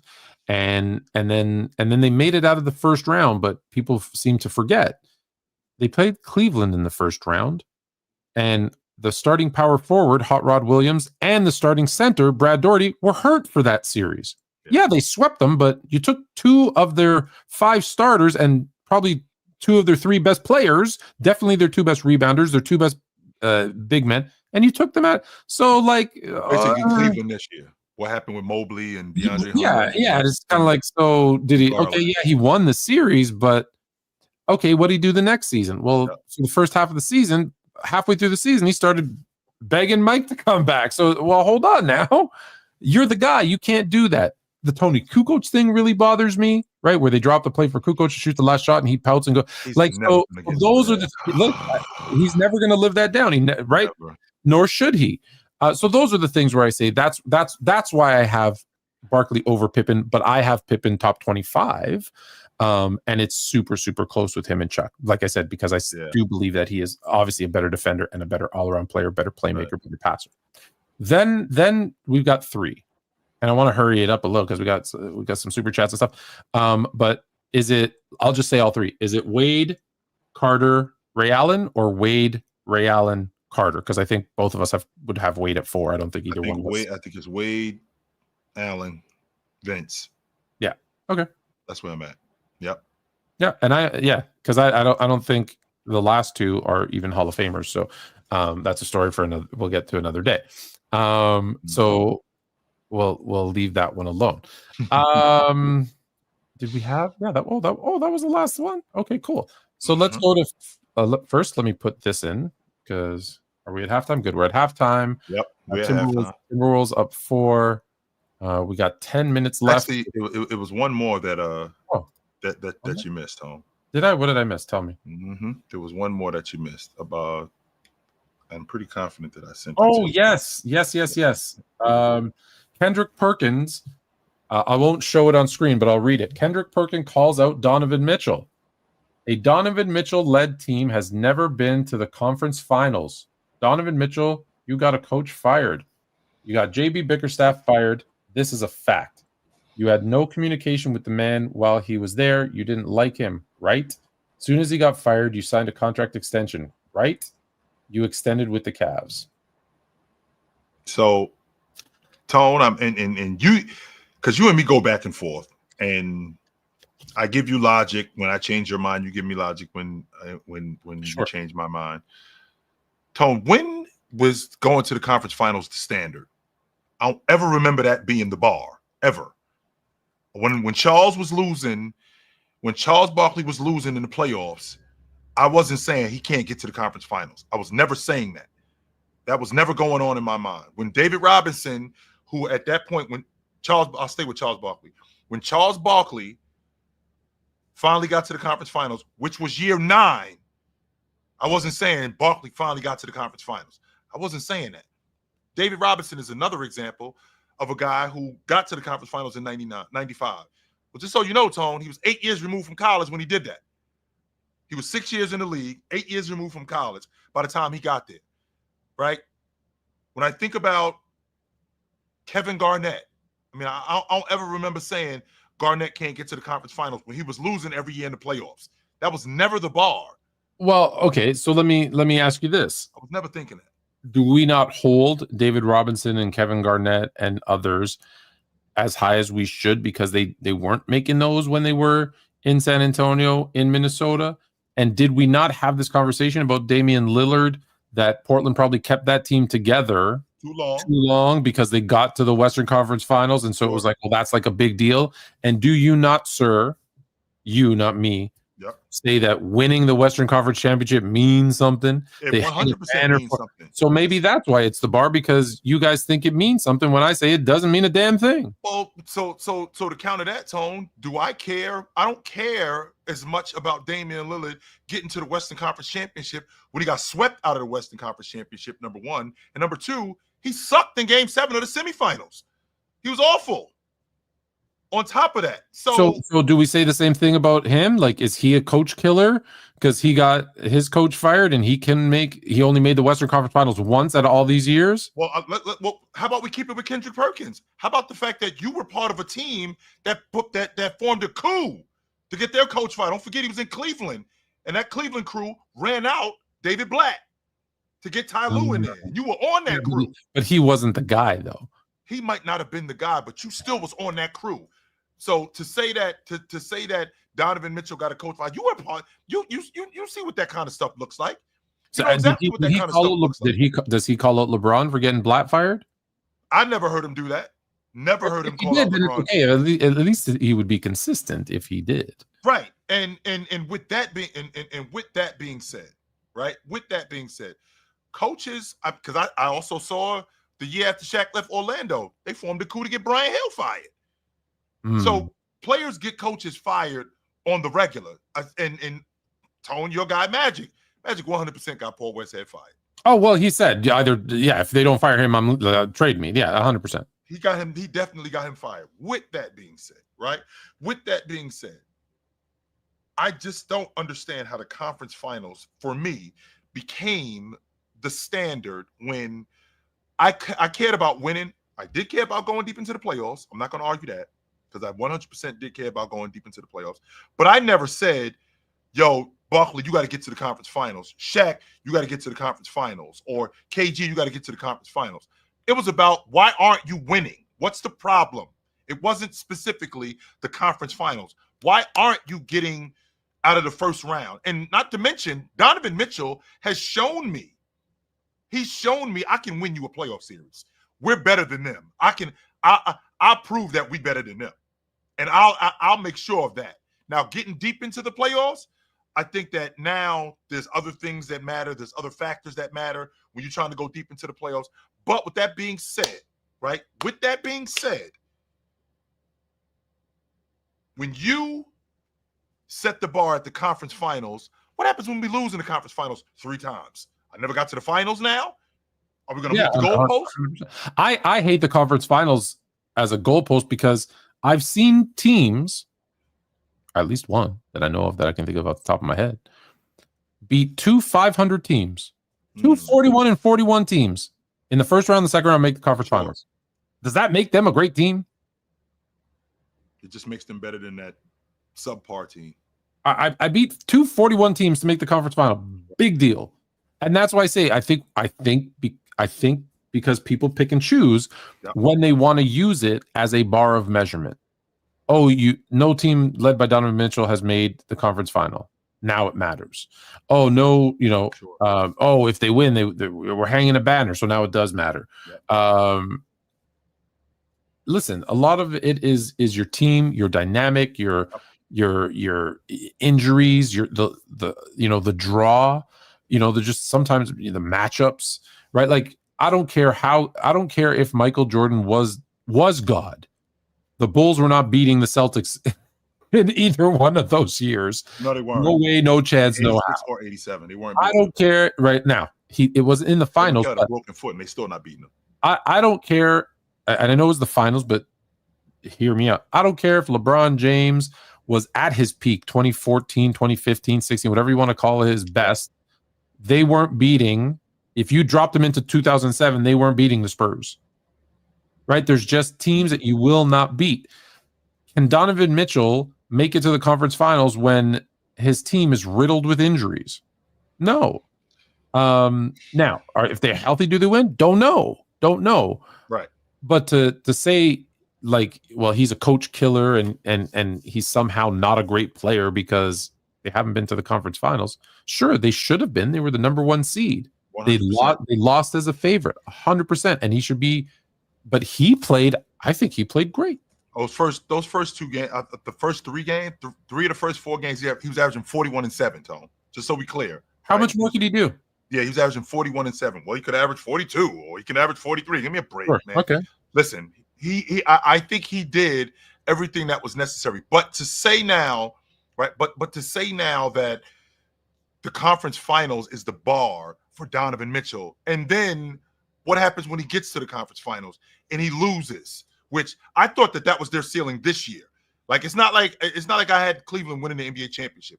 I thought that them getting to I thought that was as far as they were going to go, not because of Donovan Mitchell, but because I didn't think Evan Mobley was there yet. Yeah. Now next year, yeah, you've already said next year's their year. And Tone, I'm going to say this to you tonight, and after next year, that's it, Tone. Right. If they get bounced in the first or second round next year, I'm out. They're done. Yeah. Because this is very much like because if I'm going to do this with them, if I'm going to do this with the Clippers, then I got to do the same thing with them.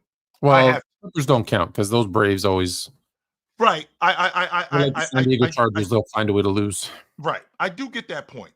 What I'm saying what I'm saying with this Cleveland team is that every year, right? Every year they've gotten better, right? Before they got Donovan Mitchell, they were a playing team, right? Before they got Donovan Mitchell, they were a playoff team. They get Donovan Mitchell, they're a top 5 seed in the East. They end up losing in the first round to the Knicks. Then last year, they're a top 3 seed. They're getting better. They end up losing in the second round. Mitchell gets hurt. Jared Allen gets hurt. This year, they're the number 1 seed in the East, and they're making progress, significant progress. I still don't think they're there yet, so I think next year they challenge for the Eastern Conference Championship, like legit challenge for it. If this crew is intact and is still together, of course. Yeah, of course. Yeah, don't do anything rash. I would agree. All right, Foster. Thoughts on the Wizards next year? Don't get many Wizards questions. Don't expect to make the playoffs, but I think they can hit 30 to 35 wins. Foster, I'm in the minority. I love Alex Sarr. I think he's going to be Rudy Gobert good as a defender. I think he could be in that kind of class. Yes. I love everything about this kid. I love his versatility. I love his ability to guard the rim. I see the potential in him being a double-digit rebounder. And the way the game is going, I love that kid. I think that they're on to something with that kid Johnson. I think that Bub is the real deal. I think with the 2 vets in both Marcus Smart and Middleton, I think that I don't think that this team is, don't get me wrong, I don't think they're a playoff team, but I do think that they have some, I think that they have some blocks that they can build around. This kid, this kid Bilal Coulibaly, I think he's something. I definitely think you're he's just bragging because you can say his name, Coulibaly. But I do like this team, and the catalyst to this team, Tone, more than anybody, is this kid Alex Sarr. I think he's the guy that you can build your unit around.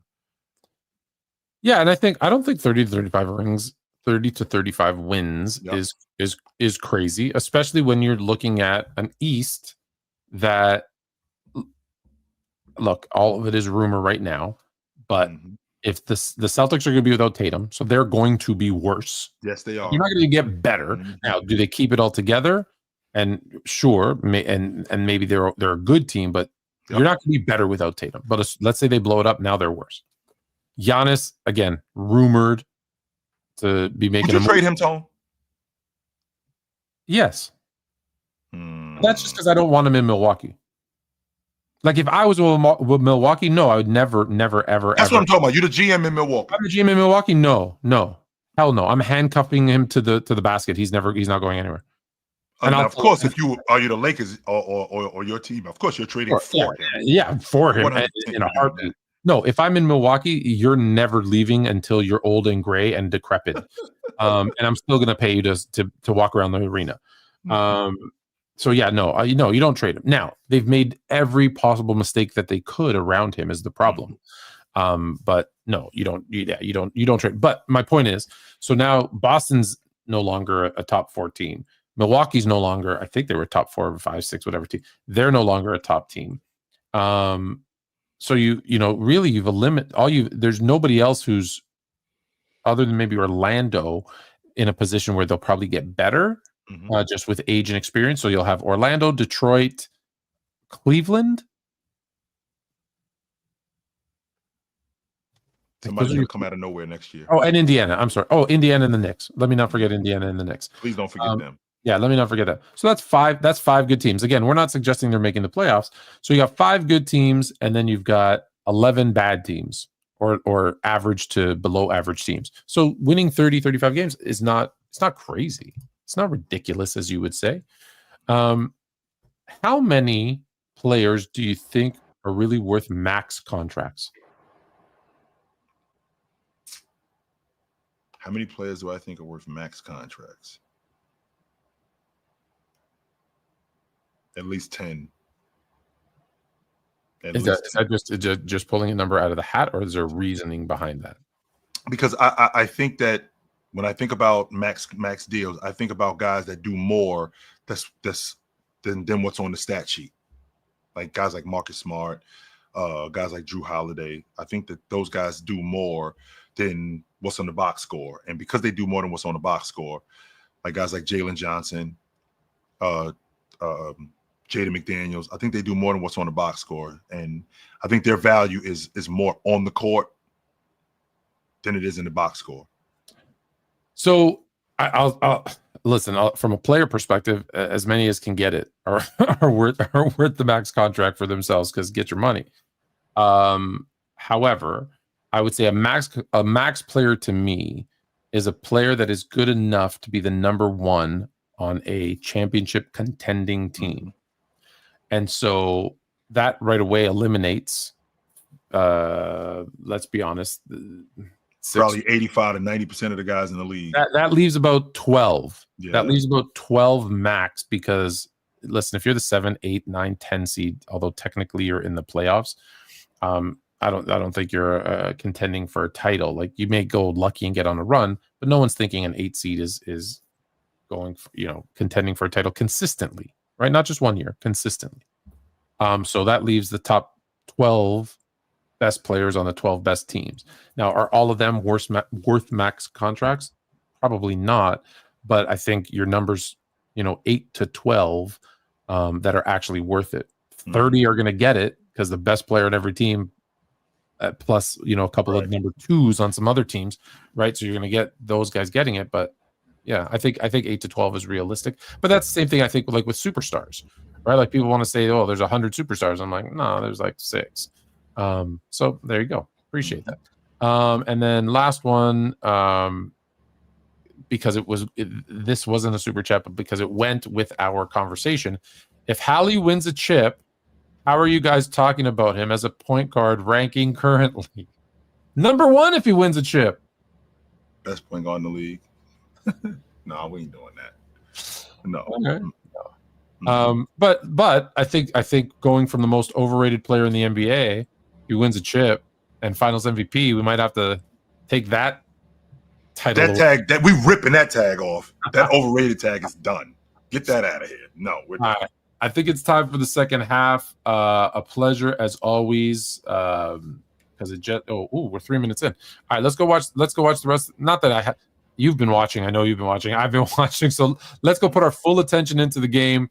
We'll catch you next week. It's you now. It's not me. Absolutely, guys. We will see you. You know where to find us at. Me and my man Tony Tone. We're here every Tuesday night at 8 o'clock. We will see you guys soon. Until then, put on a suit, drink water, don't drink and drive. Hey, man, call your mother. When's the last time you talked to your mother? Call your mother. Talk to you guys soon. But until then, take it light. But take it. Absolutely, man. Good to see you guys tonight. Wait. Hold on. Wait. Waiting. I completely forgot to show you. Remember that dude that came in here and challenged me to a debate and then chickened out after you sent the link. He said it's all he messaged me after and he said it's a mental game. You're playing checkers and I'm playing chess. Once you think you have me beat, you'll let your guard down, and that's when I attack like a shark in blood-infested waters. I hope you stay ready. I will be debating you sooner than you think, and you don't even know the topic. So I just laughed because that's what I do. That's what you call it. That's, you know what that is? That's hold on. Let me finish. Laugh all you want. This is a part of the plan. Now that you have let your guard down and think you have me beat, now it's time for me to deliver the final blow. Cockiness and lack of respect of your opponent will get you embarrassed. Remember these words after I cook you. Your arrogance will come back to haunt you. But until then, I suggest you go hide under your bed because the great one has arrived and I will not be denied. And then he put 4 dolphins. I don't know what that means. You know what that means? Yeah. You know what that means? He's a South Florida dude. Oh, okay. I think it's the guy Mike. Yeah, that's exactly who it is. It is him, isn't it? Yeah, that's him. And so I again did the laughy face, and he did a clowny face. Loser.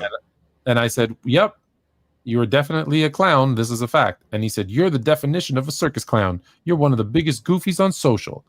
And I'm dumb because then I reply, and I said, "Really? So why is everyone laughing at you?" As we were laughing at him. I'm sorry, I'm running late. Anyways. And then I said, anyways, I got to jump on ESPN Radio because I was doing a spot on ESPN Radio Buffalo, as I do from time to time, to do NBA playoff analysis. And then I made a bad joke about him enjoying his mother's basement. And then I said, I'll send you an autograph photo later. Stay fluent, because he's clearly a fan. Mm-hmm. And then he said, liar, you are not on no damn ESPN Radio, but I will expose you later. Point of this is today he writes, pointy finger, laugh, clan. I'm about to demolish you on Fluent and Chill and expose you. I ain't one of these TikTok casuals. I actually played ball. It's over for you. No, you did. But did you see him? I didn't see him. He wasn't here. He was not here. Okay. No, he was. I was just curious in case I missed something in that. Didn't. Okay. You didn't. Yeah, but call your mother. Call your mother. Call your mother. Don't forget to call you know what? I've got this water, and we've got, Put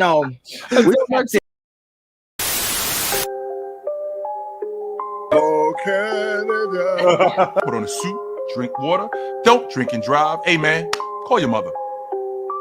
It means nothing. It means nothing. Nah, they lying to you. It's about the money.